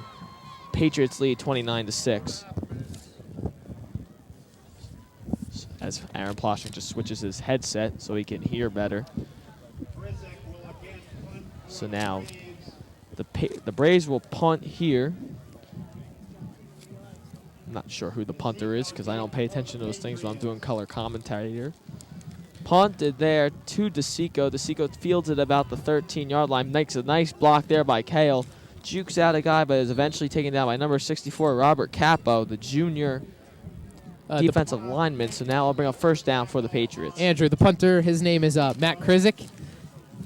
Looked him up on Max Preps before the game just to see a couple of his stats. His punting average is around 30 yards. Not as good as our own Dan DeSico, though, even though we don't get to see DeSico punt very often. Actually, Aaron, they have been punting a lot often late in games, so he's actually had some numbers punting, so he actually does punt often. My mistake. All right. So now we got first and 10 from the 24-yard line for the Patriots. Giampapa, 3 wide receiver set. Handed it off there. Mike Roman with the handoff. Very rare to see that. Roman, though, a very good fullback, not used often in the running game, but took a nice one up the middle for a couple yards. And as you see, Brian Rossman on the screen there, standing with our camera, and Rich Stambulian. Rossman, known as Rousman around the TV club. He is a devoted member of our TV crew. Brian Rossman does a great job on the sideline. Very responsible for our highlight tape as well. Oh, Rossman really getting into it. And there's Olsen, too. Yeah, Coach Olsen. I think Rossman is miking Olsen tonight. So now we have 2nd and 7 from the 26-yard line. Giampapa back to pass. Throws it down the field. Complete to Kale, but it is actually picked up there by Kale. Runs down the field Oh my goodness, Aaron. I think that Brian Ogden got popped and it went right into Jeremiah Kale's hands for a touchdown. You know, I actually think that wasn't a pop. I think he lateraled it back to Kale, and that was planned. Kale was right there, and Ogden's like, oh, I'm going to get tackled. I might as well lateral the ball off to the fastest Patriot on the field. He gives it to Kale, and Kale scampers in for the score. Oh my goodness. I am appalled. I mean, that's going to be in SportsCenter's top 10. We'll see that tonight at 11. I wouldn't get that far, but that is unbelievable. Divers to kick the extra point for the Patriots. Low snap, the kick sails through the uprights, so now the Patriots extend their lead to 36-6 with 1:24 remaining here in the first half. The Patriots, man, they're just pouring it on now. 36-6 with a minute 24 left in the game. I'm not seeing much of an effort from Indian Hills here after that first drive. They keep getting down the field, but most of their play has developed in the middle of the field, between the 30s, as they say. Just not able to get it past the 30-yard line. It's just, if they want to win this game and they want to go to the playoffs, they're really going to need to dig deep. I mean, they're not showing that they want to be in the playoffs. I mean, obviously, you're down by 30 points now. Oh, geez. Their hopes at playoffs, they might start looking for the consolation bracket soon because it's not looking too pretty. Yeah, they should get their golf game ready. Well, yeah, they have the consolation bracket first, and then winter training. Jeremiah Kale, the kick for the Patriots. Low kick there. Bounces up the field, bobbled there by Seas. It's going to be picked up there by the Braves, and the Patriots pushing them down at about the 3-yard line. You know, just phenomenal kick coverage there by the Patriots. I mean, the ball was bobbled on the kick return, and the Patriots, with their extreme speed, just ran down there, pinned them inside their own 5. So, possible safety opportunity coming up here for the Patriots? I don't know. Just, they seem to be penetrating that Indian Hills offensive line very much. So, it would not surprise me here. Would it surprise you? Oh, yeah. No, I would not surprise me. They're going to try to put 40 on the board in the first half, and why not? Try it, you know? It's always nice. Put them in as deep a hole as possible. Man in motion, Iannucci in motion for the Braves. Mashkovecha, play action, fake. Drops back the pass, throws it incomplete. Had a little too much on that pass as it was dropped there by Iannucci. You know, the experts always say it's pretty dangerous to pass inside the 5-yard line. You saw there, if that pass might have gone errant, that's a pick for a touchdown right there. Nobody in front of him, and he just would have ran that into the end zone. So I suggest giving the ball to Morvan and letting him get them out of that 5-yard hole. Excuse me, I believe they're actually on the 7-yard line. So let's see if Indian Hills can move the chains with 1:09 left. Let's see if they can. 2nd and 10 for the Braves. Mashkovecha trying to lead his troops out of this deficit. Drops back the pass, throws a nice ball downfield, but it goes right into the hands of Jeremiah Kale. Kale continues his night of dominance, makes a move, trying to pick up a block by the Seco. Picks up a nice block there down the field, and Kale gets inside the 10-yard line. And oh my goodness, Aaron. I don't know if you saw that block there. He picked that ball off, and Timmy Waller just laid a block on that Indian Hills defender. And he's still down. Yeah, that Indian Hills defender is down on the field right now. That's number 36. Brett Rosen, the senior linebacker, just got, and running back, absolutely got drilled by Tim Waller. And he looked hopeless on that last play, to say the least. As you see Timothy right there, beautiful hit by Mr. Waller. So now with 51 seconds, with a little delay here. If you have any questions, comments, criticisms, concerns, suggestions, or just want to chat, email us, WayneHillsTV@AOL.com. That's WayneHillsTV@AOL.com. And number 55 actually gets up Tom Hilberts. We were mistaken there. Brett Rosen was not hurt, for all those who are worried. Apologize for that. It looked like a 3 on the back of his jersey while he's on the ground. But we're very happy that Mr. Hilberts is okay. I'm not. He seems in stable condition. Giampapa leads his troops to the line. Horahan, Volpe, DeSico split right. Ogden to his left as is Marson.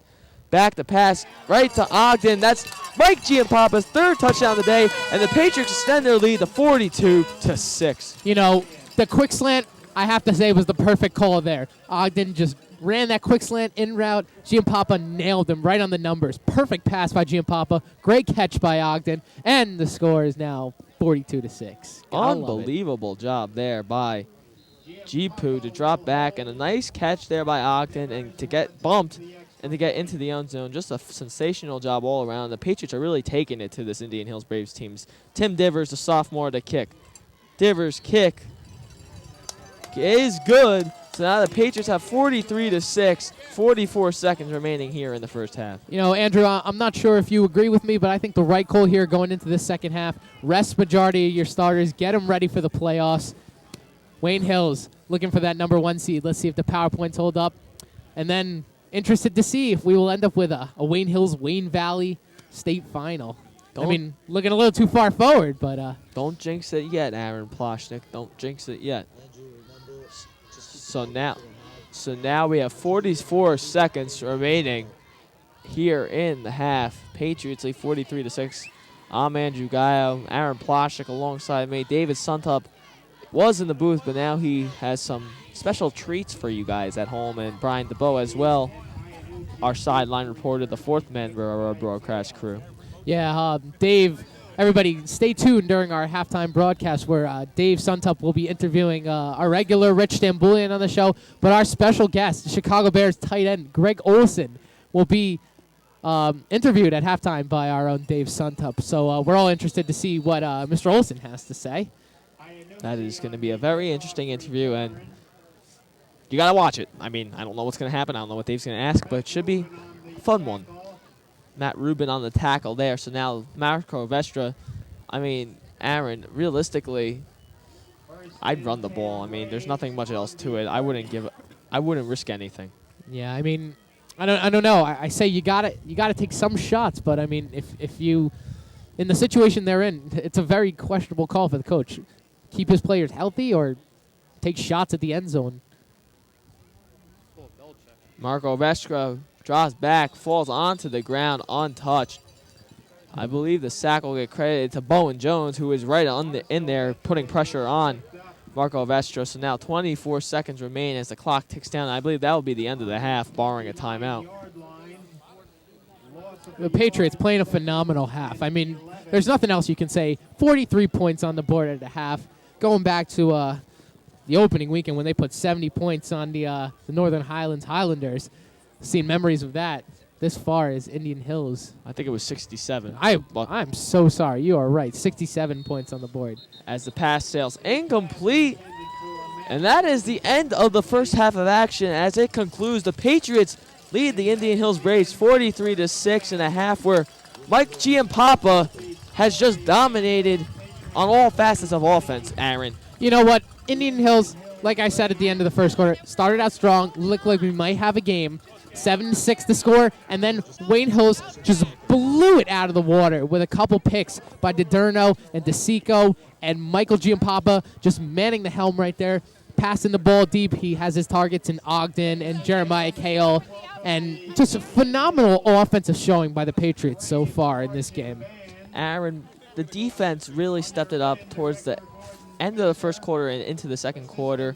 They gave up the one touchdown early in the first quarter, but then Jeremiah Kale, Ryan DiDerno, Dan DeSico all picked off passes over Marco Vestra. What did the defense do to adjust to make such changes? Well, I mean, they saw from that second drive where Marco Vestra just drove it right down the field. They knew they had to make adjustments to his passes. So their linebackers and their safeties really stepped up. Dave Suntup is ready, ladies and gentlemen. We're going to send it up to David. David, take it away.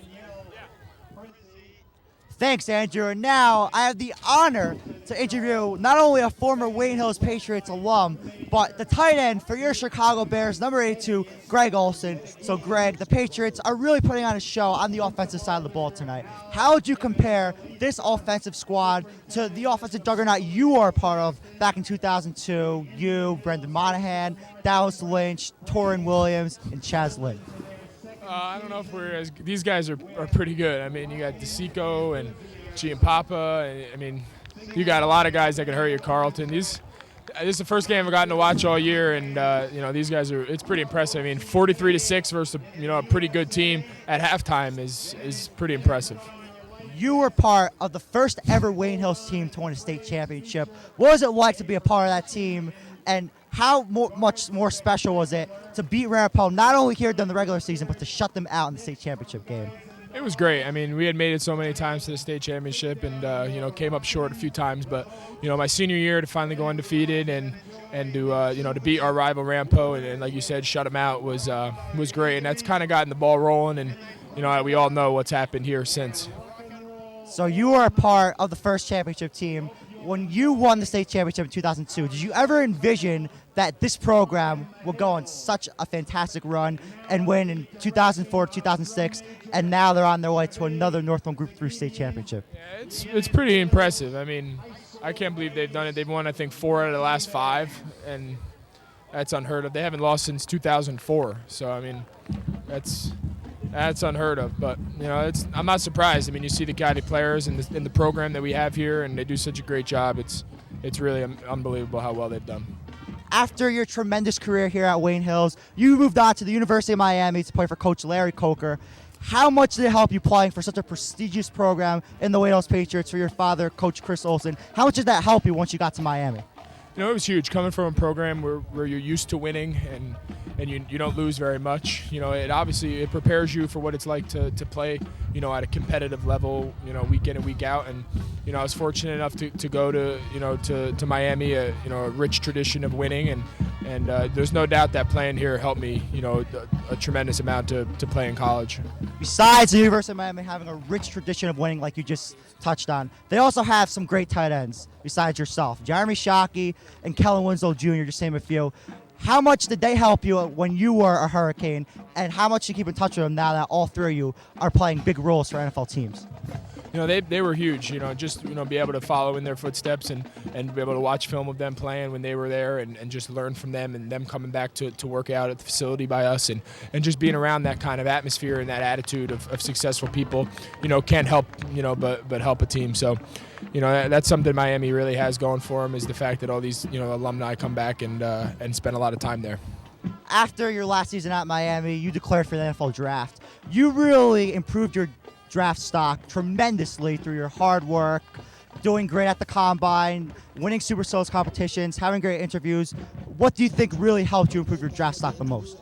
I think teams just saw, what I bring to the table and what I was able to do, and I think once they really sat down and watched me, closely, they, fortunately the Bears thought, enough of me to take me with their first pick, and, I'm really happy that I ended up where I am, and I'm, real thankful. So now playing for the Chicago Bears, going to Hallis Hall every day for practice, playing at Soldier Field. Talk about what the experience has been like to play for the defending NFC champion Chicago Bears, what it's been like to go to Hallis Hall and Soldier Field, and what do you think you have to work on the second half of the year? Because you've had a great first half of the year, especially after coming back from injury, missing the first 2 games. You've just been off the charts for the Bears. What do you have to work on the second half of the year to really help the Bears make a run at a playoff berth and the NFC North Division crown? I think we just, obviously we need to get better. We've lost, a few games that were close and we should have pulled out. But, I just think we have to, just get back kind of to square one and kind of get going a little bit and just kind of build, from the little progress we made in the beginning and just do what we're good at and, and hopefully, like you said, make a run for the playoffs. And, we got a big task ahead of us, but, there's no doubt we can do it. Greg, thank you very much. No problem, anytime. Best of luck the rest of the season, especially the next few weeks at Oakland, at Seattle, on Sunday Night Football. He'll also be on Monday Night Football, December 17th at the Metrodome against the Minnesota Vikings. That was Greg Olson, a former Wayne Hills and University of Miami tight end, and now the tight end for the Chicago Bears. And now I'll be joined by Wayne Today columnist Rich Stambulian. So, Rich, coming into this game, the Braves need to win in order to make the Northland Group 2 playoffs. The Braves started out slowly, then the Patriots got a touchdown, but now the Braves have really done a nice job throwing the ball. Talk about quarterback Mike Marskovetra and what he's meant to the Braves in this game. Well, he's big and strong, and he's obviously can throw the ball well, and they suffered those couple of games that he missed. But they know coming in they're going to have a hard time running against the Patriots. They got hardly any running yardage the first half. So they know they're going to have to pass the ball and take their chances. And so he's their big gun. He's the way that, going with him is what they have to do. For the Patriots, their first play from scrimmage, Mike Giampapa unleashed a deep ball to Jeremiah Kyle. And that's not the only deep pass he's thrown tonight. He threw into DeSico. He threw into Ogden at the end of the half. Talk about the improvements that Mike Giampapa has made since the last time we were watching a game at this field back on October 12th against the Plshnick Valley Indians. Well, I think he just had an off game, and Mike's got the skills. He's a polished quarterback. He had a game or two where he just wasn't in rhythm, and I think tonight, he's got to be looking forward to playing a game like this when clearly they're trying to take advantage of the Indian Hills blitz, and he knows he's going to come out tonight and be asked to throw a lot of balls, and he's showing you that he can throw the deep ball and throw it very accurately. Dan DeSico has really upped the ante the last 4 weeks, including tonight. He's really been absolutely tremendous, crossing the 1,000-yard mark for the season. Why has he been so good running the ball? And talk about his ability, not just running the ball through the tackles, but his ability in the open field to make plays for the Patriots. Well, he's got a deadly combination of speed and strength. He can run you over, and he doesn't shy away from the physical contact. And then once he gets outside, as you saw tonight, even on his interception return, he just flew past, the Indian Hills players. I mean, speed kills. And Dan's an example of that.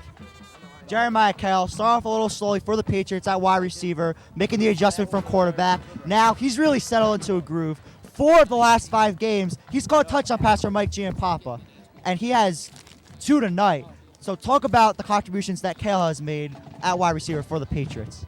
Well, Jeremiah is a tremendous athlete. I mean, he played last year in a couple of roles, took over as quarterback when Mike went down with the injury. We didn't get to see really too much of him last year as a wide receiver.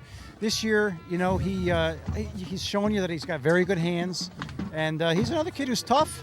He'll take the hit and, has a nose for the end zone.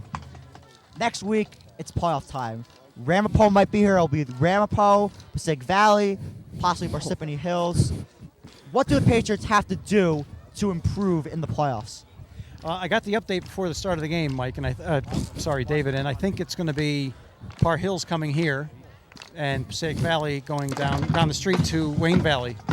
So Ramapo is out regardless of their outcome of their game tonight.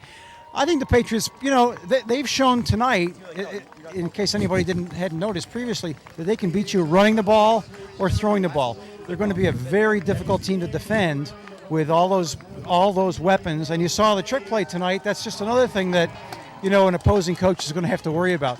So if they play their game and they execute and they stay away from turnovers and continue to play the solid defense they played all year, the sky's the limit.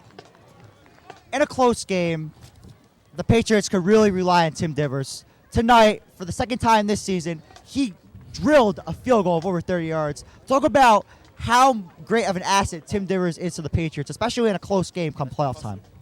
Having a field goal kicker on a team that is winning most of its games by blowouts is something that gets lost. But in a tight game, in a game that's 6 points or less, let's say, your field goal kicker changes your play selection. It's going to change your outlook on the field position you need to get. And Tim's a weapon. He's shown that during the year and again tonight. So who knows? In a playoff game, he could come in to be a big factor in a tight game. Rich, thank you very much. I'm looking forward to seeing you next week. It's playoff time here at Patriot Stadium. And that was Rich Stambulian, a columnist for the Wayne Today. And now let's send it to the Wayne Hills Marching Band. John Analoro and his parents, Rosa and John. Drum Major Omar Arnuk, who plays trumpet, is with his parents, Nada and Munzer. Flute section leader Stephanie Berry is being escorted by her mother, Diane Hewitt. Ann Carlock, assistant sax section leader, is with her dad, Tom, and her grandmother, Adelaide Carlock. Her mom sends her regards from Tokyo, Japan, where she is on a business trip. Jonathan Crespo, a color guard member, is escorted by his parents, Marisol and George. Assistant clarinet section leader Molly Dubnoff is with her parents, Bonnie and Billy. Christina Gowdy, saxophone section leader, is escorted by her mom and stepdad, Jess and Rich Tatz. Derek Gross, equipment manager and trumpet section leader, is with his parents, Linda and Don. Drum major and clarinetist Danielle Kluger is escorted by her parents, Helen and Norman. Secretary and flute player Allison Langer is with her parents, Susan and Joe. Rachel Lavina, a clarinetist, is escorted by her parents, Cindy and Bob. Drummer Jonathan McHugh with his parents, Mona and Patrick. Band Vice President Stephen Mendoza, a mellophone player, is escorted by his parents, Rosetta and Roger. Mellophone section leader Danielle Nielsen is with her parents, Joanne and Jim. Drum captain Nishi Pandey is escorted by his parents, Maya and Krishna. Julia Brimwood, librarian and assistant flute section leader, is with her parents, Yvonne and Peter. Mark Stefanchik, equipment manager and low brass section leader, is escorted by his parents, Linda and Thomas. Assistant pit section leader John Struess is with his parents, Irene and John. Trumpet player Manny Sambonieres is escorted by his parents, Tessie and Nick. Noriel Valdez, webmaster and trombonist, is with his parents, Pura and Noel. Band president Ryan Ward, a saxophonist, is escorted by his parents, Mary Ellen Lyons and Mike Ward. Equipment manager and trombonist Tommy Yoon is escorted by his father, Steve. We thank you and honor you for all you have done and wish you well when you leave Wayne Hills next June.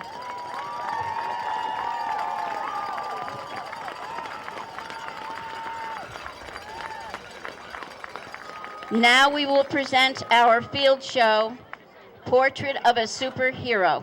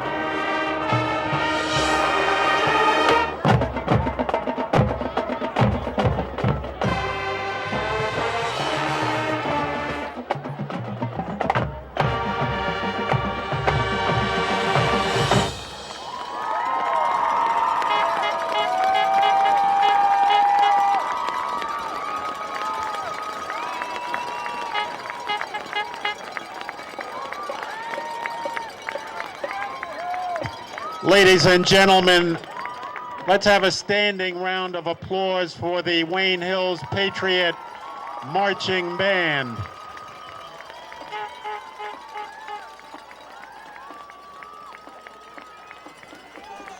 I'd like to thank the Wayne Hills Marching Band for their performance, and now let's send it over to the In the Locker Report, where this week I had the privilege to sit down with the fullback and linebacker for your Wayne Hills Patriots, number 4, Tim Waller.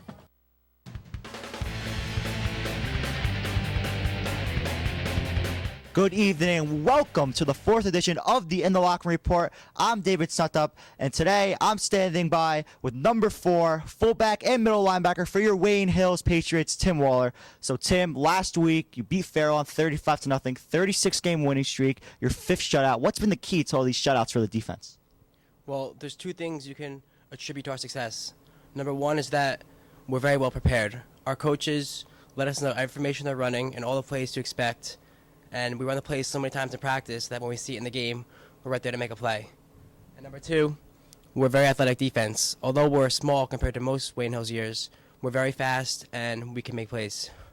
This week, you play an Indian Hills team fighting for their playoff lives. Their quarterback, Mike Mascaro-Vetra, one of the top passers. He's really good at throwing the deep ball. How do you really tighten up your pass coverage to shut him down? And also, how much extra motivation does it give you to thwart the Braves' playoff hopes?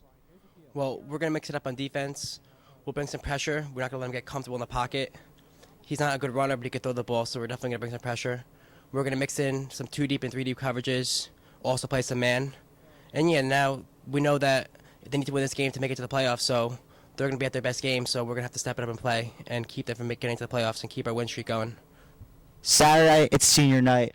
All the hard work over a 4-year period, all the practices, triples, all those hot days out at Patriot Stadium, working hard in the summer, football camp, it all comes down to one night. It's senior night. What's it going to be like when you walk out of that helmet with Susan and Tim and your younger brother, Mike Waller?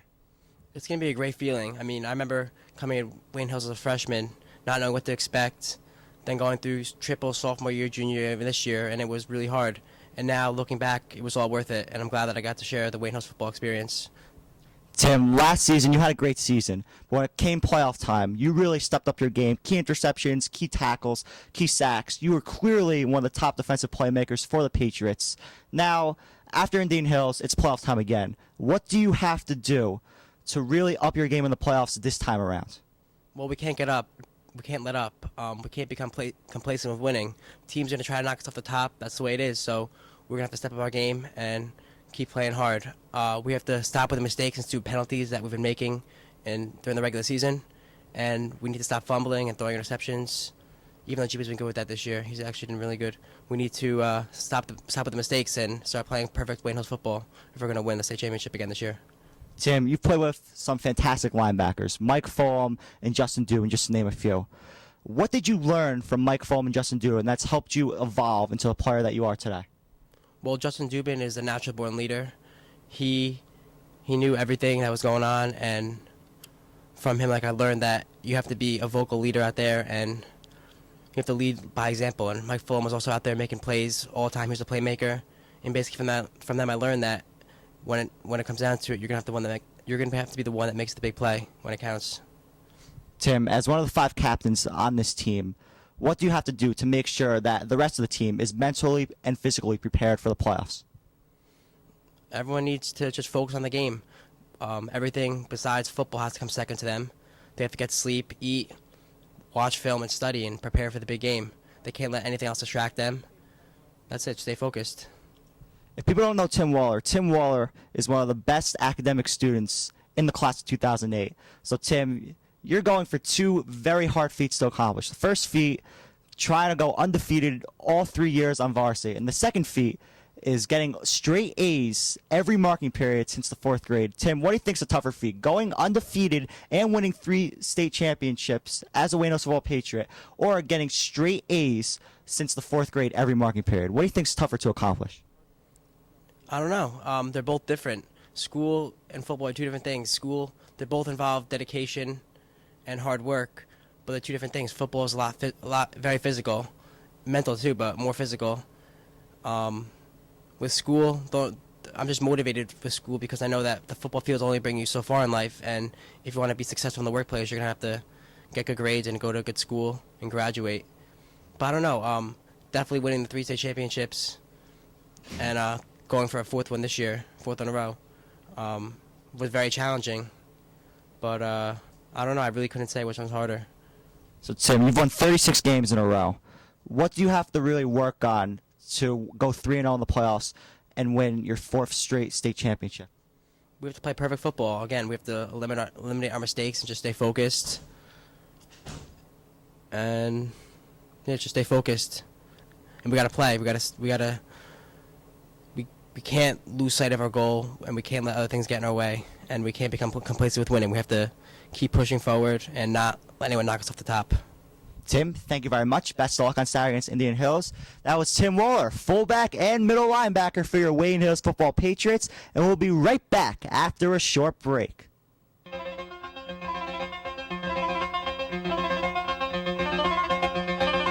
All this hype about the defense, and it's been true in this game, playing very nice defense. Oh, Wayne Hills Patriots! Ariel Danziger off the deflection of Alyssa Baselli. And just like we were talking about before, how important momentum is in this game. The Wayne Hills Patriots get the first goal in this huge county final, and the Wayne Hills Patriots are on top 1-0. It's Patriots putting a lot of defenders in the box. Ryan looking for help, and that is it! That is their final. The Wayne Hills Patriots have just defeated the Wayne Valley Indians in the Passaic County final. Girls soccer, Wayne Hills 1, Wayne Valley nothing. They are your 2005 Passaic County champions.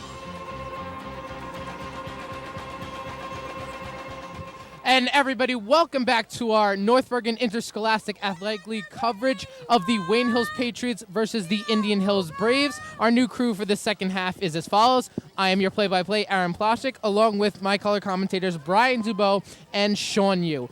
Brian, coming into the second half, the key players for the Patriots in the first half were... I'm going to have to say Mike Giapapa and Dan Nasico. It's the night of the thousands. They both broke the 1,000-yard mark. Dan Nasico, he's made great plays tonight. He has huge runs, and he broke the 1,000 mark, as I said before in one of my sideline reports. But he takes a small play and turns it into a huge play and ends up down the field somehow scoring a touchdown. As Carlton Marson kicks the second half opening kickoff to the 41-yard line. Sean, how do you feel about the first half? My key player for the first half is Jeremiah Kale. I mean, he's done it on offense. He's done it on defense. I mean, with the pick and the hook and ladder, I mean, Jeremiah is playing all out today, and this is just a great play, just a great game for him. All right, thank you, Sean. And now we are going to present our. Oh, I'm sorry. Here is our first play from scrimmage in the second half. Giampapa takes the snap. Marson, short run to the 45. And now here is our trivia question of the night. When was the last time Wayne Hills lost to the Indian Hills Braves, and what was the score? Answer coming later. So, Brian, what do you expect from the Patriots coming out in the second half? I'm looking for them to run the ball as always, but especially more for this half. They just have to waste the clock down. It's 43-6. There's not much of a chance for Indian Hills to come back, so it's not looking like they're going to get a playoff spot this year, but it was a good attempt, I guess. Giampapa, handoff to DeSico, trying to break tackles, and he's taken down for a loss at the 40-yard line. Yeah, like you said, Brian, I mean, if the score is 43-6, I mean, they're not doing anything wrong. I mean, that one touchdown, I mean, that was a just great drive by Indian Hills, but nothing's going wrong for Wayne Hills. They just got to keep what they're doing. And like you said, running more and run the clock out. And we have a third down and 12 yards to go at the 40-yard line. As the Patriots come up to the line, Giampapa, 5 wide receiver set. The quick toss out to Marson. Marson fakes out his man, and he's tackled down at the 47-yard line. A gain of 7 yards for Carlton Marson. Now, you've already seen the hook and ladder and a lot of bubble screens. Do you think there's going to be any more trick plays Olsen has up his sleeves? I'm hoping for a Statue of Liberty, personally. That's one of my favorite plays, but I'm not sure if we'll see it. Giampapa, fourth down, and DeSico will punt the ball away to the Braves.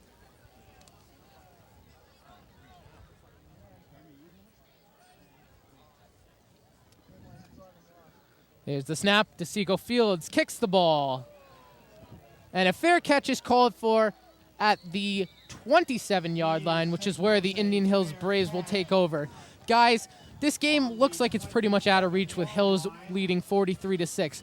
What does Indian Hills have to do to put up a good showing as far as just saving their own psyche? I think that Marskovic has to get more comfortable in the pocket. He's making stupid passes. He's a tall guy. He should be able to look down on his wide receivers and make the pass. But so far, he hasn't impressed me. He's not worth all the hype I've heard about. I believe it's the defense. I mean, it's already 43-6. You shouldn't give up any more points than that. And if Indian Hills doesn't give up any points, then they've done a good job for what the score is. Man in motion. And Marskovic hands off the ball to Morvan. Morvan is taken down by the Patriots' defensive line. Believe that was Ryan DiDerno with the tackle there. Ryan DiDerno is having a phenomenal game. He had a tip in the first quarter, and then I believe the second quarter he had an interception, so he's just doing an all-around guy tonight. Yeah, I think it's the second home game where Ryan DiDerno just missed that one interception right to his chest. And I've been calling him Stone Hands DiDerno, but now I can't say anything after a nice interception by DiDerno before. Iannucci in motion. The snap, Marskovic drops back. Toss play out to Iannucci, and he drops the ball. He had it and lost it. Iannucci, that was the perfect opportunity for him. Dan DeSico, instead going for the hard tackle, he went up for the pick, and he was a bit too early, so that was a perfect opportunity, and he just couldn't close on it. DeSico jumping the route there a little bit, gave Iannucci daylight, and Iannucci could not convert the completion. So Indian Hills is now faced with a 3rd and 9 on the 27, as the clock shows 8:29 left in the third quarter. Mastrovetra with a forward wide receiver set, Morvan behind him. And the snap. Mastrovetra drops back. Toss play. Del Corpo breaks free. Breaks a tackle, and Carlton Marson tackles him down at the 49-yard line. A huge gain there by Tyler Del Corpo, who made a couple phenomenal plays in the first half. And Indian Hills is starting to drive.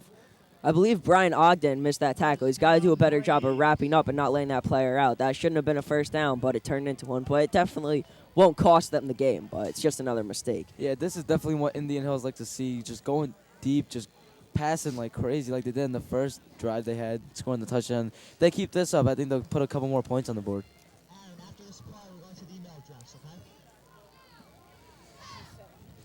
Mastrovetra drops back, fakes play action. He's hit in the backfield, then it goes down for an incomplete pass. If you have any questions, comments, concerns, or you just want to chat with us, email us at waynehillstv@aol.com. That's waynehillstv@aol.com. In that previous play, that was the pressure I was talking about on Markovic. He's got to do a better job of being comfortable and scattering. Scattering. I mean, when you're a big guy for a QB, he's like a Ben Roethlisberger. He can't scatter that. He can't get scattered that much, but he can probably break a couple tackles. Mastrovetra in the shotgun formation with Morvan next to him in a single back. And the snap. A handoff and a reverse play to number 20, Dominic Malleri, going down about a gain of 8 yards there on second down. Yeah, I thought Wayne Hills was going to put some trick plays, but here comes Indian Hills coming with the trick playbook. Dominic Malleri, the fullback, not expected to get the handoff there, and he throws down a nice gain of 8 yards on the play. And the Indian Hills Braves will have a 3rd and 2 on the 43-yard line. Excuse me, 3rd down and 1 for the Indian Hills Braves on the 43. Mastrovetra in shotgun. Sees in motion. Here's a snap. Mastrovetra hands the ball off to Morvan, and Morvan looks like he has enough for the first down. I don't know. It could be a questionable measure. It's up to the chain And gang. the chain crew signals first down. They definitely capitalized on that opportunity. There was a lot of pressure. They had to get it. I'm sure they could have went for it, but the defensive line could have held them back, but great job by Indian Hills. Nice run there by Morvan. Got the 1 yard he needed to get, and Indian Hills has a fresh set of downs. So, guys, Indian Hills driving here. They need to put some points on the board. Do you think it's going to happen, or will they stall their drive? I don't know. I'm looking actually for a field goal. I saw their field goal kicker and warming up in the beginning of the game, and he impressed me. He had some 35-yard field goals, which is kind of professional status, so we'll see what happens. There's a snap to Markovic, screen pass to Morvan, and Morvan picks up about 4 yards. I mean, the way they're driving right now, I think they're going to score this drive, but it's not. They're not going to come back. That's a tough thing to do. As we see Coach Olson on the sidelines trying to direct his players to try and get a stop here, and we see our own Brian Rossman again. The Rouse. And Olson is mic'd up for tonight's game. Courtesy of Wayne Hills TV. Thank you very much, Brian. And we have a 2nd down and 5 on the 36-yard line. Iannucci in motion.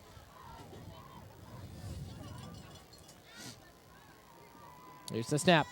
Handoff. Morvan bounces outside to the left. Gets the first down and more. One thing I've noticed is the fan crowd on the Indian Hill side. It's not a very long drive, but even if it is, it's a Saturday night. They should be coming out to support their team. They don't have as big a fan base as Wayne Hills obviously does. Yeah, Indian Hills actually the closest school to Wayne Hills in the NBIL. About a 5-minute drive. They are located in Oakland, New Jersey. I mean, look at that. The one guy from Indian Hill is just standing there. Must be lonesome up there. That's a dedicated fan right there. Walking around looking for some more people to chat with. One of the loyals.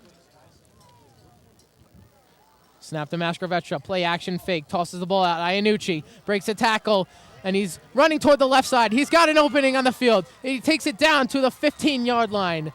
Matt Iannucci, a phenomenal tackle broken and run for him. Iannucci kind of reminded me of Dan Siegel there. He's running across the field, breaking tackles. That was a nice run. He turned it into a first down. Great job. Yeah, I mean, that was a little fall on Wayne Hills. Probably, I mean, everyone knows Iannucci is his favorite target, and they should just put double coverage on him because I don't think anyone else can catch the ball on their team. Well, I mean, Tyler Del Corpo had a pretty nice first half, so, I mean, I don't know if they can double cover them, but Indian Hills is driving, have the ball on the 15-yard line. Let's see if they can make something out of it. Iannucci in motion again. The snap to Mastrovetra, drops back to pass, chucks the ball. Oh, and it's off the fingertips of number 4, Tyler Del Corpo, in the end zone. Would have been 6 right there. That was a great job by Ronnie Dries to wrap up and bring him down so he couldn't make the catch. As you saw before when Dan Zigo went for the interception, it's a very tricky play, so you have to be sure that you're going to get it when you do go up for that interception. As we see Greg Olson there on the sidelines intently watching the game, hoping the Patriots can get a defensive stand here. And Mastrovetra lines up with a 5 wide receiver set and Morvan in the backfield. Then the snap back. Mastrovetra drops back, tosses the ball up in the end zone, and it's caught in the end zone. Let's see what the call is. Incomplete pass. He was out of bounds, but a flag was thrown on the play. Might be a pass interference. Interesting to see what the call is here, whether it's offensive or defensive pass interference. The refs are congregating. And let's see what the call is here. And it will be defensive pass interference on number 20, Dan DeSico. So, one thing I noticed was that they went into shotgun again, and even with the shotgun, they weren't able to avoid that defensive line pressure. Yeah, that's just the strength of Wayne Hill's defense. I mean, coming off as quick as they can with Tim Waller and Roman, fast as lightning when they're on defense. As the play results in a half the distance to the goal. And a timeout has been called by number 4, Tim Waller. Olsen wants to talk things over. Visibly upset there on the field. He wants his boys to get a stop here. Guys, the ball's down on the 7-yard line. Indian Hills, 7 yards to go. Let's put up 6 more on the board.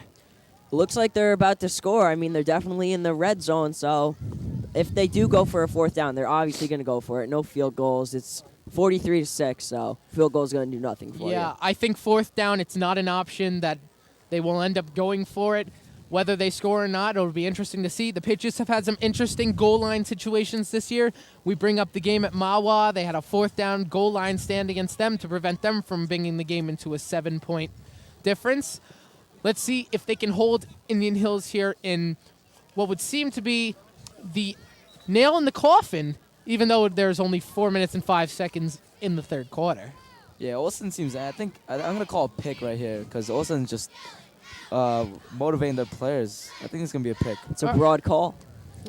Very interesting call there by our own Sean Yu. And here comes Indian Hills to the line with a stack set. Wide receiver Del Corpo in motion. There's the snap. A fake handoff. Bootleg. Mastrovetra tosses the ball. It's a touchdown. Sean, looks like you were wrong. Hey, it was close. It was close. Indian Hills with the touchdown there. Matt Iannucci catches, I believe, his 4th or 5th touchdown on the season. And the Indian Hills Braves put another 6 on the board. The score 43-12, pending the extra points. I would like to point something out. Although they're down, this is the first time any team so far in the entire season has scored over 7 points against this Wayne Hills defense. And here's the kick, and it's through the uprights. The score right now, Wayne Hills 43, Indian Hills Braves 13. And yes, Brian, that is a good fact right there. This is the first team to score more than a touchdown's worth of points against the Wayne Hills Patriots this season. I don't know. Does that make you kind of wary going into playoffs, or you think that it was just a casual touchdown they just let up? It's a fluke. Who cares? They scored another touchdown. It's 43-13. When it comes down to it, it's a score that counts. I don't know if Coach Olson would think the same way as you. I think he wants to prevent as many points as possible. But, Sean, what do you think about this? Olson, he's probably disappointed that they let him points. But, I mean, it's senior night. Everyone's playing a little loose. I mean, they're already in the playoffs.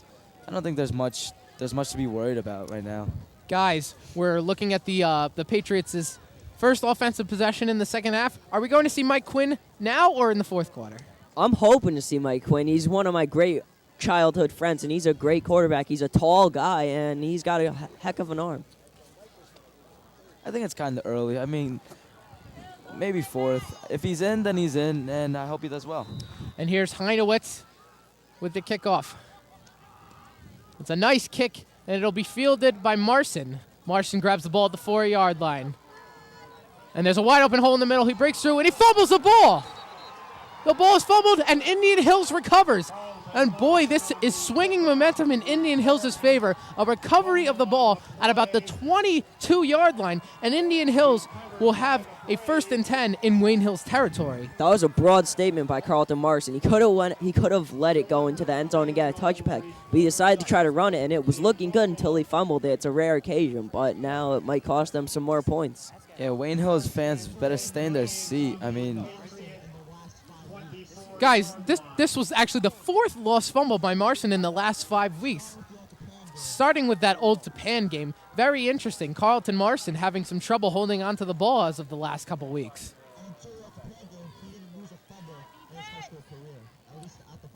Mastrovetra with the toss, and they pick up about 7 yards on the play. Actually, Carlton Marson did not fumble the ball before that Old Japan game, and now with 4 fumbles in the last 5 games, Carlton Marson hopefully can hold on to the ball during the playoffs. It may be this cold weather. I mean, his hands may be numbing up and he's letting go of the ball. Yeah, I believe it's the cold weather. Guys, actually, in the last 2 weeks before this, they played in rainy games, which made it the ball very wet, very easy to fumble, but today's game very dry. I don't know. Carlton Marson.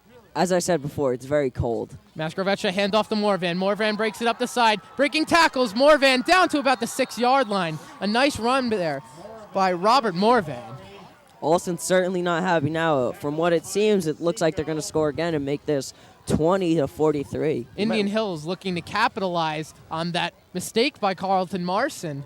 Any more turnovers, we might have a game right here. And Indian Hills might have a playoff chance. Don't count them out yet.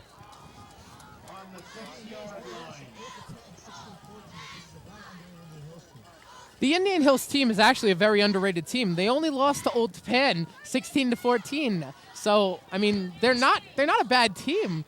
It's just they haven't been able to produce against Wayne Hills, but now they're finally getting something rolling. Mastrovetra with the snap. Fake handoff to Morvan. Looking to the end zone.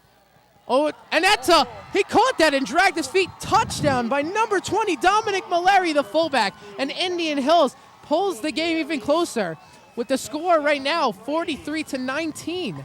Right now, Indian Hills is playing like the Arizona State Sun Devils. I mean, that team is a comeback team. I mean, they're always down in the first half, and now in the second half, they're playing well. This would be quite an accomplishment if Indian Hills can come back on this Wayne Hills team that has only let up 3 points a game on the season. That was Now- a phenomenal catch by the receiver. I mean, there was 3 defenders on him, and they all went up for the interception. None of them went for the tackle. There's got to be better communication on their part. As you see, Olsen's reprimanding one of his defenders. He is visibly upset. He's yelling at Danny DeSico right now. Coverage must have been blown on that last play to leave both Indian Hills wide receivers wide open in the back of the end zone. And as I said before, 43-20. I don't know, guys. 2:20 left in the third quarter. There's plenty of time to make this a game. I mean, after the Carlton Marson fumble, what do you think they're going to do on that kickoff? I would have to say they are going to have confidence in their kick returners. I honestly think if they get the opportunity, they'll let them run it back again. And Carlton, for sure, will not make the same mistake that he did before. I don't know. I'm looking for them to play a little bit more conservative. You don't want to make any more screw-ups. I mean, 2 minutes ago, it was 43-6, now it's 43-20. What's going on?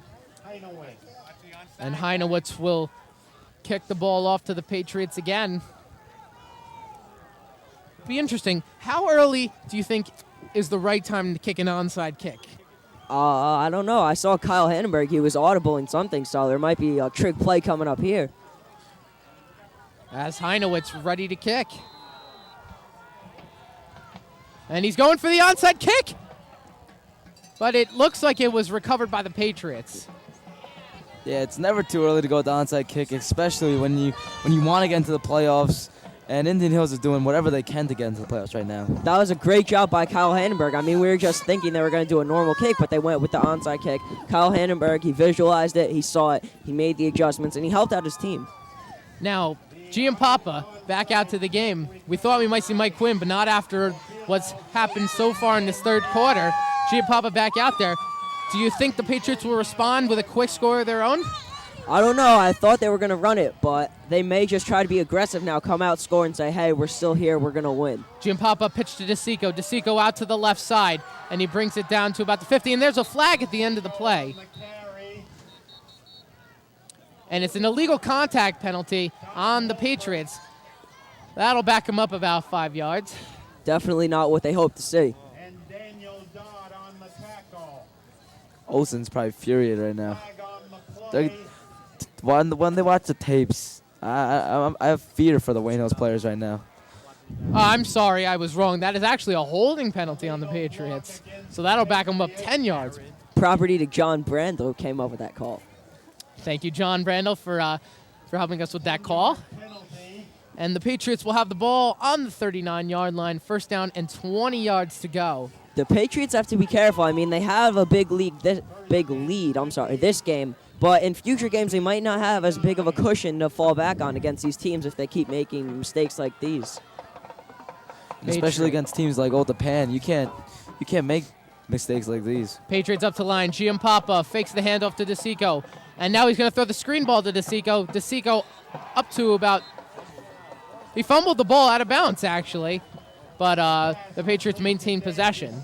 I actually think it's time to go to the receivers now. You've given Dan DeSico the ball. You've given Carlton Morrison the ball. No disrespect to them, but they're obviously not having the second half everybody hoped for. So it's time to fall back on your receivers like Brian Ogden and Jeremiah Gayo. I have to agree with you there. They should go to their big targets. A nice little bomb down the field wouldn't be a bad call here, as there's 1 minute and 8 seconds left in the third quarter. And just a reminder, this game is sponsored by Wayne Hills High School. Study hard and get good grades. Trips White for the Wayne Hills Patriots. Giampapa back to pass. Steps up in the pocket. And there's the pass complete to Brian Ogden around the 53-yard line. A nice chunk of yardage picked up there by the Patriots. He was wide open.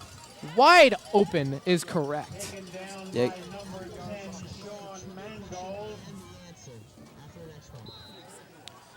That was a great play by Giampapa as finding the open receiver and finding holes in just the Indian Hills defense. So about a 3rd and 6 to go on the 47-yard line, of Indian Hills. Patriots up to the line. 4 wide receiver set.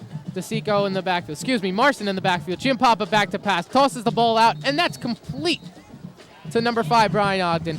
And now we have our Wayne Hills trivia question. When was the last time Wayne Hills lost to Indian Hills, and what was the score? And here's the answer. In the 2003 season was their last loss, 21-3. Wayne Hills at Patriots Stadium. And it has been, 4 years since the last loss. Excuse me, the loss was actually at Indian Hills, 21-3. Our apologies. And that's the end of the third quarter with the score, Wayne Hills 43, Indian Hills 20. That is the end of the third quarter. Actually, our Wayne Hills production studio really messed up the answer to that trivia question. The final score of that game was 21-7, and the game was played at Indian Hills. So, guys, third quarter, what do you got so far? I mean, Indian Hills, you can't count them out yet. They're making a comeback. They're making a stand. They're saying, hey, we're still in this. We're not going home without a fight. Yeah, Wayne Hills has been playing not as well as they have in the first quarter. I mean, the first half. And I'm looking for Wayne Hills to just step it up, get their offense running again, and just go deep in the air like they've been doing. Because Giapapa has been playing great right now, and the running game has just been shutting down for Wayne Hills, as DeSico and Carlton have got nothing in the ground at this third quarter. All right, guys, I will be your new play-by-play announcer. I'm Brian Dubow, alongside me color commentators Aaron Plshnick and Sean Yu. Guys, we're entering the fourth quarter now. What does Indian Hills have to do to actually be more aggressive in this game and step up to get the win? Well, I really think as DeSico breaks a run, he's running down the sideline, and that's going to be a touchdown for Wayne Hills. Dan DeSico. What a run. I mean, he gobbled that ball, but he still held on to it. Nice run, and he got away with the touchdown. Actually, I believe DeSico ran out of bounds at about the 15-yard line. But as I was trying to answer, for the Patriots, they have to make sure that they stop Indian Hills in this second half. They cannot let up any more scores. Otherwise, this game could be much more of a contest than it is right now. Yeah, I mean, Wayne Hills, that was a great play by Dan DeSico, and if they just keep plays like that up, and there's no chance for Indian Hills right now if they keep playing like that. Mike Giapapa setting up to a line with his Wayne Hills Patriots. Jeremiah Kell. They're passing. And it's complete for a touchdown. Wayne Hills Patriots. Jeremiah Kell coming up with the pass. Jeremiah Kell having a fantastic night. Guys, any thoughts? Oh, wow. That was quite a pass by Giapapa. Thread the needle there, and Giapapa just saw Jeremiah Kell just wide open in the end zone. He broke a tackle. Excuse me. He saw him wide open about a 3-yard line, broke a nice tackle, and went in for the score, as Divers is about to attempt the extra point. Mike Giapapa to hold. And it's up through the uprights. That'll make the score. The kick is good. I mean, what Indian Hills was trying to accomplish, the comeback, it's shut down right now. I mean, it's no more for Indian Hills after a great play by Jeremiah Kell. I think for this game, I think he's my MVP, as he's done everything on both defensive and offensive side. That was a nice job by Mike Giapapa to come away with a nice touchdown pass. It's not over yet. We'll see what happens. As we get a great shot there of the cheerleaders. Wayne Hills cheerleaders, they work so hard. They're here before the game around 3 o'clock, putting up decorations, as we've said all season. They are just phenomenal. As Wayne Hills is about to kick the ball off with Jeremiah Kell. Guys, are you looking for a squib kick or are you looking for just a high kick to push it back as far as they can? I mean, I think it's just a high kick. You don't want to give Indian Hills some good field position if they catch it early in the squib. I think. Guys, if you have any questions, comments, or concerns, you can email us at WayneHillsTV@AOL.com. WayneHillsTV@AOL.com. Indian Hills, they take it up to the 33-yard line, and they'll be coming out for their offense. Guys, Wayne Hills' defense really needs to come up big here. Indian Hills has been driving it down the last 2 drives. The defense needs to show that they can put a stopper on this offensive explosion that Indian Hills has had in that last third quarter. They really need to show something here so they can get themselves ready for the tougher opponents they will be facing when it comes playoff time. Marskovic will lead his other Braves onto the field. Shotgun. Motion. As expected, it's a pass. He scrambles. Throws it, and Yeah, Marsh Grovetra saw Tyler Del Corpo open for a second, he thought, and then Wayne Hills collapsed right onto Del Corpo. Yeah, great play by the Wayne Hills secondary with Dan DeSico and Carlton Marson. Just great play for them. Wayne Hills defense definitely having a phenomenal night, and they'll hopefully continue this for the rest of the game. As you saw there, Brian Rossman, one of the Wayne Hills TV faithful, on the sidelines. Marskovic, shotgun again, hands it off, reverse to number 16. He's running up, and he's still running, and he's finally taken down by Carlton Marson, I believe. That was a nice job by number 16, Matt Iannucci, on the reverse to take it down the field, get the first down, and he broke a few tackles. Marsh Grovetra and the coordinators for Indian Hills with a very smart call there on the reverse. Patriots were not expecting that coming, and Iannucci took everybody by surprise as he scampered up the right sideline for a nice chunky yardage there. There's those trick plays you were talking about, Sean. Yeah, and just before you saw a shot of our cameraman, Brian Rousman. Rossman, an integral part of the Wayne Hills TV staff, and he doesn't get his due a lot of the time, so nice to see Brian Rossman on our cameras. Marskovic, shotgun, drops back, throws it off, and it's picked off by Jeremiah Kale. Taking it down the sideline, nothing but green in sight. The 20, the 10. Touchdown, Jeremiah Kale. That'll make the score 56-20, Wayne Hills Patriots. Guys, is that the end? Did that pick seal the deal for the Patriots? Absolutely. This game is all but over, and I now have to agree with our own Sean Yu. MVP, definitely Jeremiah Kale in this game. He's going to be up there for another shot at Tri-State Player of the Week. I definitely think so. The way he's played with touchdowns both on offense and defense, multiple touchdowns on offense and defense, I think he's hands down the NBIL Player of the Week. Oh, I'm thinking more than NBIL. I'm thinking Tri-State Player of the Week, Jeremiah Kale. It's another broad call here on Wayne Hills TV. I'm Brian Dubow. Alongside me, Aaron Plshnick and Sean Yu. We'll see if Tivers can come away with another extra point. He's been pretty reliable so far this year. Although there was a bad snap earlier on in the game, that's not really his fault. Hopefully he'll be able to come away with it. Mike Quinn, yes or no? Let's see what happens. The snap, and the kick is good. That'll make it 57-20 Wayne Hills Patriots to the Indian Hills Braves. Yeah, Wayne Hills, this game is done and over with. I mean, there's nothing Indian Hills can do to come back. I mean, look at the score. They're just piling up. They're like the Patriots, the way Bill Belichick coaches.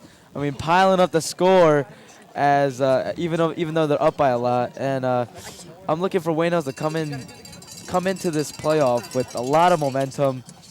And I don't think anyone can stop him. I feel another state championship in the future for Wayne Hills. Wayne Hills is about to kick off to the Indian Hills Braves, looking to come back.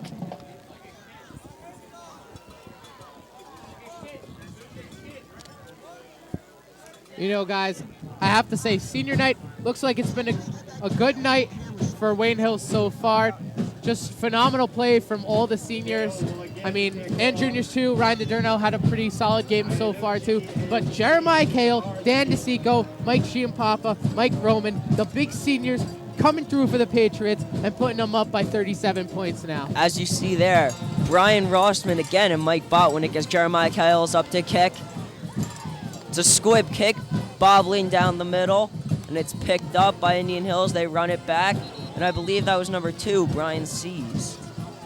Brian Sees flat in there by the Wayne Hills Patriots kick coverage. Definitely one of the best kick coverages in the NBIL. As we see, Mike Botwinick on the sideline.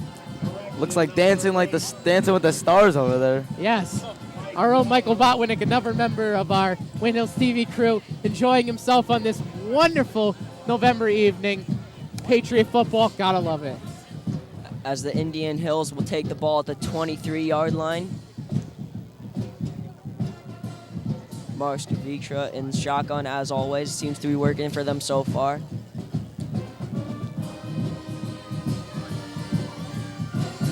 Drops back, throws it, and it is complete. Tackled by Carlton Marson, number 25.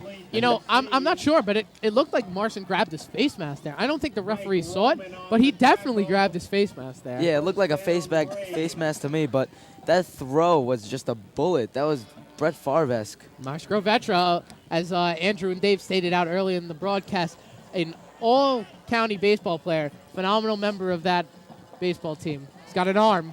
Shotgun again. Number 81, Chris Matarazzo in motion. And as they take it, they run number 9, Robert Morvan. Not a very successful run, 3 or 4 yards.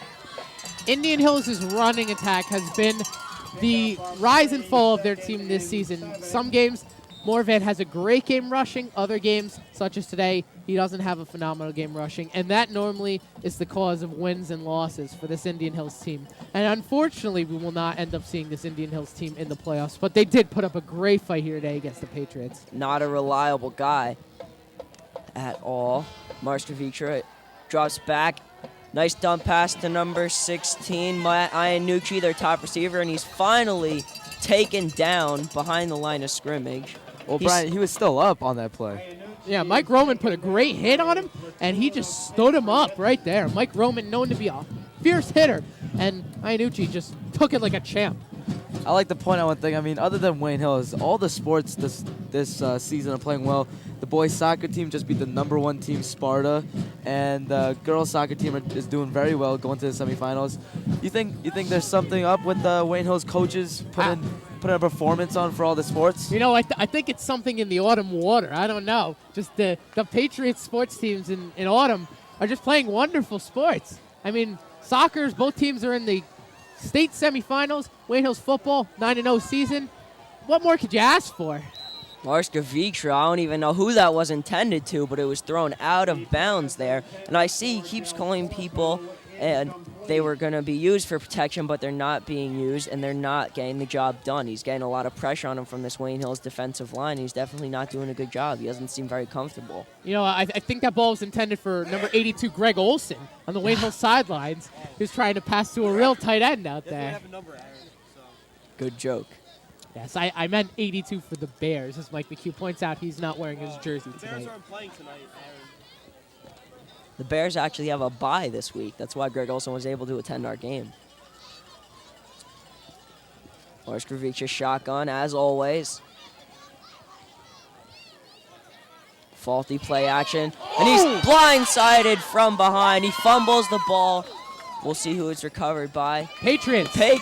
Wayne Hills gets the ball on the 20-yard line. That was a phenomenal play. Marskavitra was blindsided, had no idea where it was coming from, and he just let go of the ball. That was just a shot, and I don't know how Marskavitra, if he did hang on, I don't know how he could have. That was just a shot. Carlton Marson, as fierce a hitter today as Mike Roman has looked. Marson just came out of nowhere, and Marskavitra was like, hello, where did that come from? And fumbled the ball, and the Patriots jumped all over that. Nice blitz, that call. Yeah, Carlton Marson is happy to play defense this year. He should have played defense a while ago as these hard hits are coming. Definitely earning his time. Mike Quinn taking the field, hands it off, ran up the middle, and he is finally taken down at the 5-yard line. I believe it was Carlton Marson who took the run. No, actually that was Mark Kirk as they're putting in their second-string offensive subs in here. Mark Kirk with a nice run there down to about the 9-yard line. Excuse me. It's okay. Brian Dubow, how does it feel to be in your first play-by-play debut here at Wayne Hills TV? Oh, it's an honor. I mean, I always looked up to my brother doing it on Wayne Hills TV, and I hope that one day I would be able to do it, and I accomplished my goal. Well, you're doing very well so far, sir, I have to say. Thank Senior you. night, I'm getting a little emotional. I mean, this is our last regular season game here at Patriots Stadium, and I know Dave and Andrew got to take the second half off. Dave, I believe, is doing the TD down in our studio down there, and Andrew is I'm sorry. Andrew is doing TD, and Dave is taking the quarter off as a well-deserved break is given to Dave Suntup and Andrew Gayo, two of our most prestigious members of Wayne Hills TV. Definitely up there as nominees for the TV award. I would say so. Mike Quinn on the field telling the play to his huddle. Let's see if Mike Quinn can cash in for the Patriots. Motion. ran up the middle again. Touchdown, Wayne Hills. I believe that was Mark Kirk. Again, he runs up the middle, gets a touchdown. Nice play by Wayne Hills. It'll now be 64 with the extra point to 20, assuming Tim Divers can pull it off and make it. Yeah, I think this is the most points Wayne Hills has scored this year, I believe, right? I believe you are right. They scored 63 points in their opener against Northern Highlands and then steadied it out with a couple 40-point games, 30-point games. But now they've eclipsed, well, with depending the extra point. And there's the extra point. Right. Wayne Hills, 63, goes to 64-20. 64, I believe. Now it is the highest scoring game for Wayne Hills the entire season. And as Aaron said, they scored 63 points in the opener against Northern Highlands. And a shout out to Sean Diperi, who is doing audio for Wayne Hills TV, Faithful. Yeah, I was next to him down there as I was doing TV. It's tough down there. It's a grinding job. I mean, your lower back is aching. Your knees are cracking. I mean, it's a tough job. Any sacrifice for Wayne Hills TV. And a special thanks to our advisor, Mr. Hookstraight. He's always here helping us set up and clean up and helping us with any problems we have in our technical difficulties. Yeah, this was a big day for Mr. Hooks. I mean, as I was down there, he was just running back and forth from sideline to down in the bottom. I mean, it's a big day for Mr. Hooks. Tough day. Well, as you know, we mic'd up Coach Olson. That's a new thing we tried to experiment. We're always looking for new things to try here at Wayne Hills TV. As Jeremiah Kill will be set to do the kick. And you know what? It's interesting to see what we will end up seeing from Coach Olson with his being mic'd up. Let's see if he kept it clean for us. I don't know, but Number 2, Brian C's taking it up the field. I mean, do you guys think he should have let that bounce into a touchback or chase it down like he did? Well, I don't know. That was a wonderful kick there by Jeremiah Kale. I didn't know if it would go for a touchback. I do think if it was to roll in the end zone, it would have been the wisest call there, but C's took a gamble and it didn't pay off for Indian Hills. Obviously. And let's see if Wayne Hills' defense can hold them for the last 5 minutes and 33-32, counting down to the end of the regular season. Wayne Hills' 9-0 record, inevitable as of our standing right now. Wayne Hills up 44 points on the Indian Hills Braves.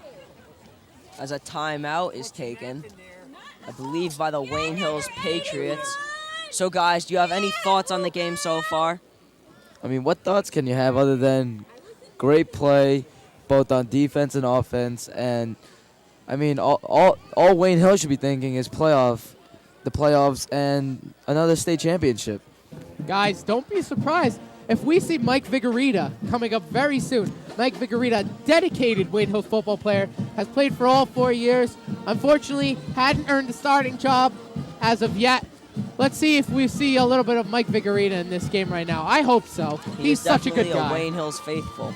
The Wayne Hills faithful will go ecstatic if Mike Vigorita comes in. Be pandemonium. So Wayne Hills takes the field for defense.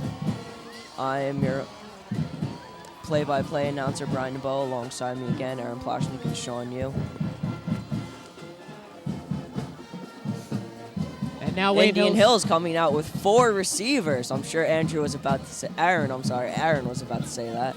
Handoff, reverse again to number 16, Matt Iannucci. He takes it up the field for about 5 yards. Patriots were ready for that one that time. Iannucci got the reverse, and Patriots said, no thank you, and stopped them for a short game. Guys, do you think they're running these reverses and trick plays too much? Do you think they've exhausted this element of surprise? I think they're just running them to prepare for next year. I mean, they got to practice sometime, and I guess this is a good time in game.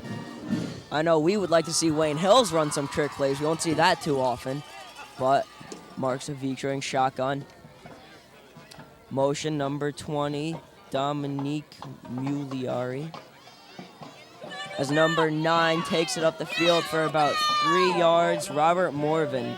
He's their go-to guy on the run. He has over 550 rushing yards. Not a bad season, but doesn't really compare to Dan DeSico and Carlton Marson. No, the two-headed monster of Dan DeSico and Carlton Marson, I'm sure will continue to be as amazing in the playoffs as they have been in the regular season. Yeah, Danny and Carlton, they're the 2 people you have to watch out for in the playoffs. I mean, I hope they do well, and they better do well. I mean, that's the core of the Wayne Hills offense is the run game. Guys, it seems every time I'm calling this play, Mark Zavitra is in shotgun, and he calls a guy in motion. I don't know what's going on, but it's obviously not working as they get a run for about 2 yards. I apologize for interrupting you, but I would say when you're in a desperation situation like this with 3 minutes and 54 seconds left on the clock, it's kind of an automatic shotgun, maybe a no huddle, just as quickly as possible, as Marshkovic is leaving the game. I actually think it has to do with protection, as I've been saying this entire game. Defensive line getting a lot of pressure on that quarterback. You saw Carlton blindside him, got the fumble. He's trying to get a picture of his surroundings and avoid being tackled for a sack. And the sophomore, Jason Chalmers, is now in at quarterback for Indian Hills. Chalmers scrambles to the right, and it looks like he's going to tuck it, and he will. Takes it for about 10 yards, and it'll be a first down for Indian Hills. Chalmers isn't very fast, but he's a big guy. As you saw, he broke a couple tackles over there. 6'3", 175, Jason Chalmers. He's a sophomore, like our own Mike Quinn, looking for some playing time. And Mike Vigorita takes the field. And I don't know if you can hear, but the Wayne Hills fans are ecstatic right now. They are cheering for Mike Vigorita on the field right now. He's lined up as your left end. Chalmers hands it off, runs it up the middle. And it'll be taken for about a 9-yard gain by, I believe, Morven. You know, I'm really excited for Mike Vigorita. I can't say anything more. He's such a good guy, and it's nice to see him get some playing time here on senior night. Mike Vigorita, always an inspiration as his own. Such a strong player for Wayne Hills mentally. He's always there, always cheering on everybody on the field, and now it's his time to shine. Chalmers. It appears he doesn't prefer the shotgun as he lines up with his center, hands it off, and he is tackled in the backfield for a loss. 2:10 remains in the fourth quarter. And going back to Mike Vigorita, I had a great chance to play Little League Baseball with him for about 2 or 3 years on PAO. We had a great team. Kyle Hannenberg was on our team. And Vigorita is a great athlete. Guys, Wayne Hills getting ready for playoffs. And just let's see what Chalmers can do. Chalmers, the ball is in motion. Maleri in motion. There goes Iannucci in motion, too. Chalmers back, hands the ball off. And number 26, Luke Schultz, in at running back, trips up and goes down for about a loss. We'll have a 3rd down and 12. Chalmers definitely not getting the job done, stepping up. I mean, their running's lacking right now. Their passing's lacking. They can't get anything off it. Appears the only shot they had as coming back is gone. And you never know. They could do some. I mean, the game's over, but they could do some play like Holy Cross Trinity did with just ladling it back and forth. I don't think that's going to happen now, Sean. As much as we'd love to see it, this game is winding down. 58 seconds left. They're just going to run. Chalmers rolls out to his right, and he tucks it again, where he gets about a yard gain. Now it'll be 4th and 10, I believe. And this is going to be about it, guys. This is a question, guys. Do they go for it or do they punt it? They're going to punt the ball. I guess they want to go out with honor. 38 seconds remain. And back to Chalmers. Sorry to interrupt, but I don't know why they keep running play actions with him and having him roll out. He's not a very quick guy. He's not like Jeff Garcia, very movable, or like Michael Vick. Vince Young. Or Vince Young. I wouldn't go with Michael Vick right now. It's a little bit of a touchy subject right now. I mean, he is a speed demon. Indian Hills, their play action is lacking. It's not fooling anybody, especially this Wayne Hills defense. As number 16, Iannucci goes in motion. As number 20 goes in motion too, Muliari, and he is sacked. Chalmers by number 97. We'll have to check our roster for that. Yeah, who is that? We don't have a 97. That's 87. James Stone. Oh, James Stone, excuse me. And that will conclude the game, folks. The final score, 64 Wayne Hills, Indian Hills 20. Guys, what are your thoughts on today's game? Well, I mean, this game started out, as I've been saying all game, as a nice little 7-6 game. Wayne Hills popped the cork, and, I mean, it's just Wayne Hills football. That's what they do. They put points on the board. They're just an offensive juggernaut. The defense needs to get a little stronger, and I'm sure they'll be working on that in practice, but let's get ready for that number 1 or number 2 seed. North 1 Group 3 playoffs, here we come. Sean. Yeah, if Jeremiah plays like he did tonight, there's nothing stopping the Wayne Hills Patriots during come playoff time. And just state championships, here we come. Guys, on the other side of town, Wayne Valley, their football program's not doing too bad either. Do you see us meeting them in the state championships, and what do you see for our playoff career? You know, I don't want to jump the gun too much, as I already did earlier in this game, but it sure would be nice to see a battle of the Waynes for the North 1 Group 3 championships. I mean, Wayne Valley, they got Matt Dortch there at the running back, Derek Bly at the quarterback. They got some weapons there. Chris Pantale, the linebacker. And, I mean, Wayne Hills, we've got just as much weapon power as they do. And it would be, I would think, a shootout. Probably both teams scoring in the 30s, I guarantee. Oh, it would be a game, Wayne Valley versus Wayne Hills.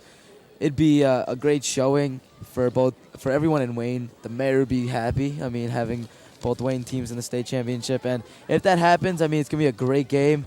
It's going to be a big rivalry. It's going to be like Yankees, Red Sox, if they do play. And let's just hope Wayne Hills comes out with a victory. Guys, tonight, Jeremiah Kale and Danny DeSico dominated the game. They carried Wayne Hills.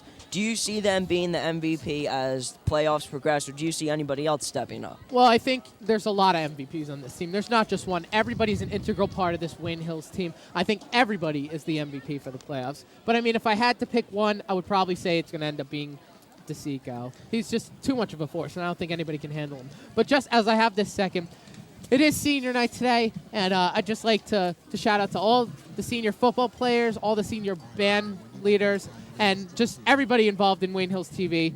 Just thank you for a wonderful career here at Wayne Hills. I'm all right, so guys. happy. As we mentioned, Dan DeSico had a phenomenal night, broke 1,000 yards, but he also has a comical side to him. We have a few clips of him dancing on Halloween. He dressed up as a nerd, and let's take a look at that. But I am Brian Dubow, your play-by-play announcer, alongside me, Aaron Plshnick, Sean Yu. A special thanks to all our Wayne Hills TV, Brian Rossman, and let's take a look.